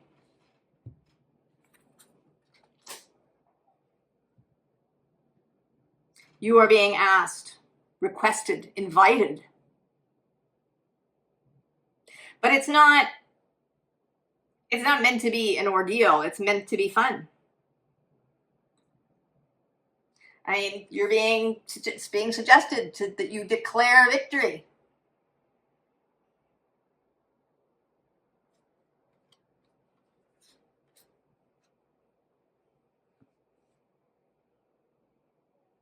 And I think that you've known this. That this was part of your path.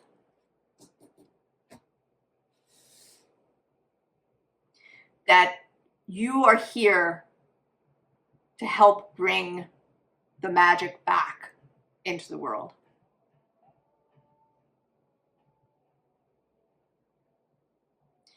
There's been things in media and everywhere else that are like the dying gasps of the materialist philosophy.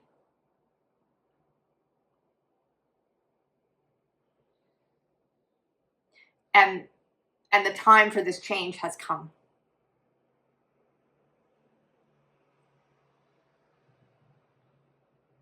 And I think you're going to be really happy to, get down to work. To receive and feel inspired to go and do things. And maybe that you felt like you were kind of sitting on your ass for a long time. That you didn't feel particularly pulled in any direction. You didn't feel like you wanted to go do anything. Kind of bored, kind of apathetic, that Four of Cups thing. But next to that is the Ace of Swords. And I'm going to go one more with the Emperor. Now that will open. You're going to come down out of this hanged bear and really be inspired. Get to work. Join with others. Create a thing in the physical world. Pisces. I'm excited for you. Are you excited? I hope you're excited. Play with the fairies.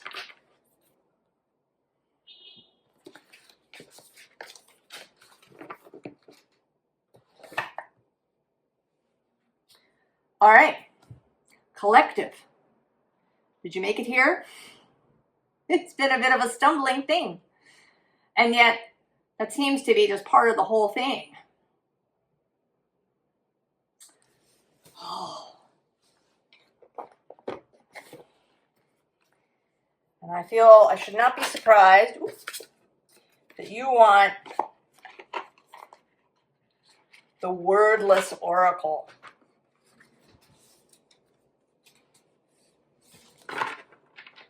It's very ethereal.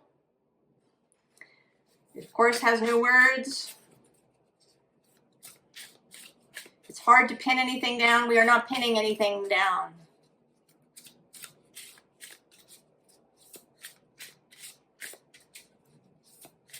Don't label it.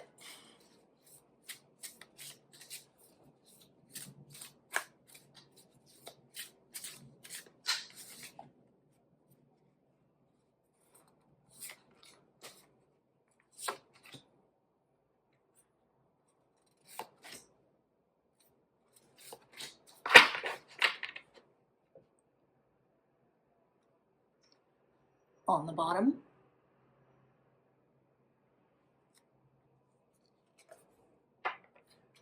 the underside,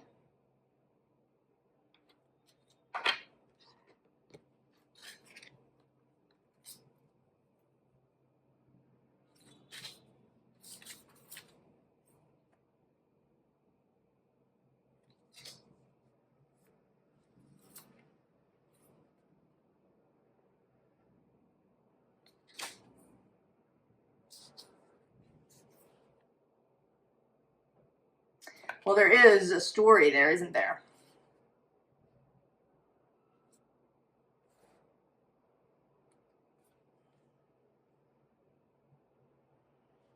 That there's a place, a vision.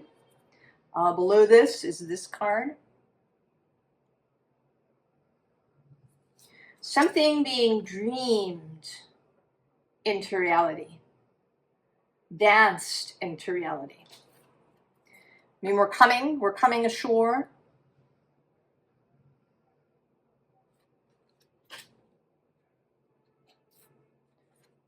Approaching something. Seeing something in the new space.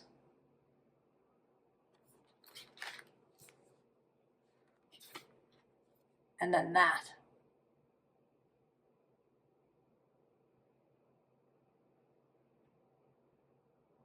I'm reluctant to put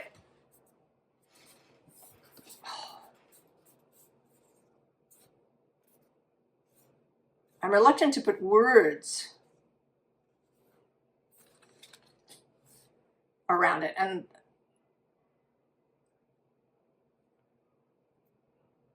there's a heat.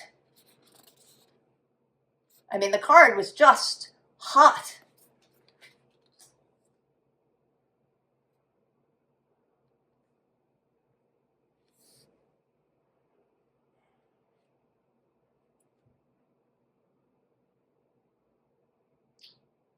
There is a process. There is an unfolding.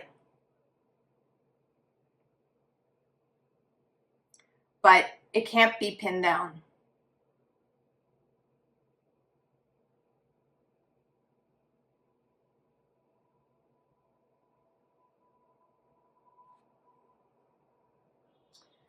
Perhaps we can have a little direct advice. I don't know. I don't know what's about to come out. It's all been weird and a little disjointed, and And I'm here for it. In all its weird glory.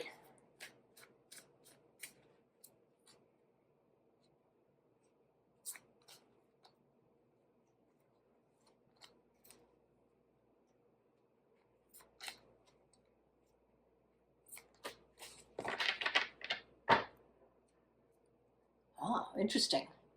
10 of Pentacles. The 9 of Swords on the bottom.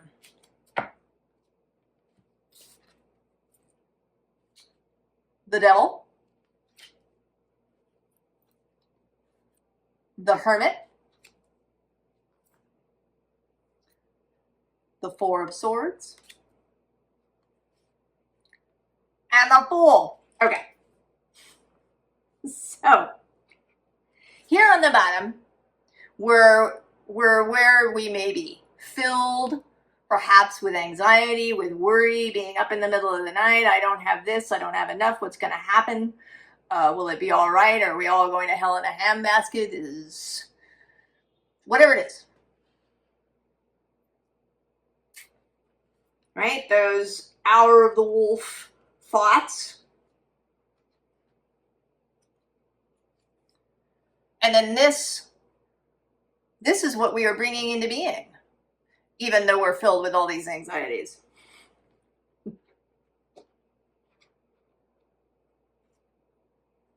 And below that is the Hierophant, the connection between the above and the below. We also have the Ace of Swords and the King of Pentacles. Ooh. Did you hear that? That was Jupiter meowing. My cat Jupiter. Queen of Swords, the Queen of Discernment.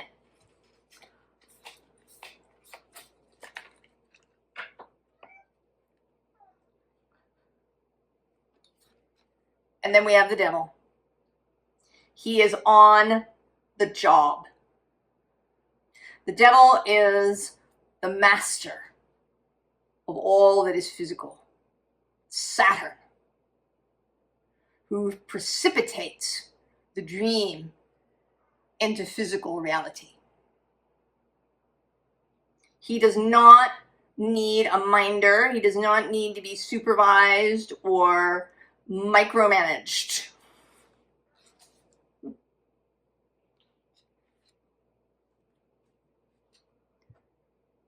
Our job is A, to keep our flame lit, to follow our star, to be faithful, to be devoted to that which we love, devoted to our best selves,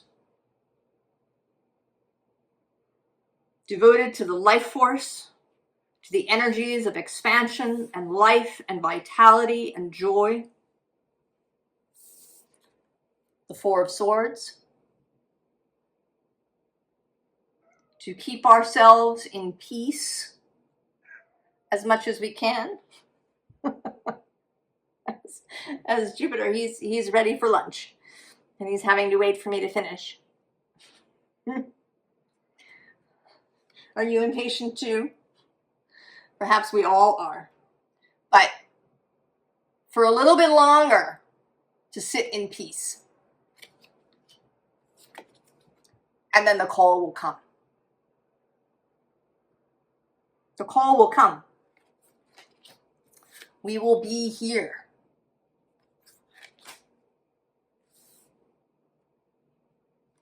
Final card. Oh, it's the Daffodil Fairy with New Beginnings, collective. Well, I'm going to end right there. I wish you great things. I wish you peace.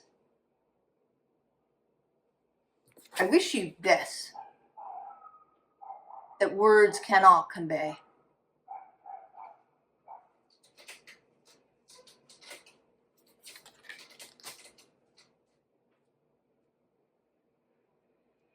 Be well. and I'll see you next time. So long.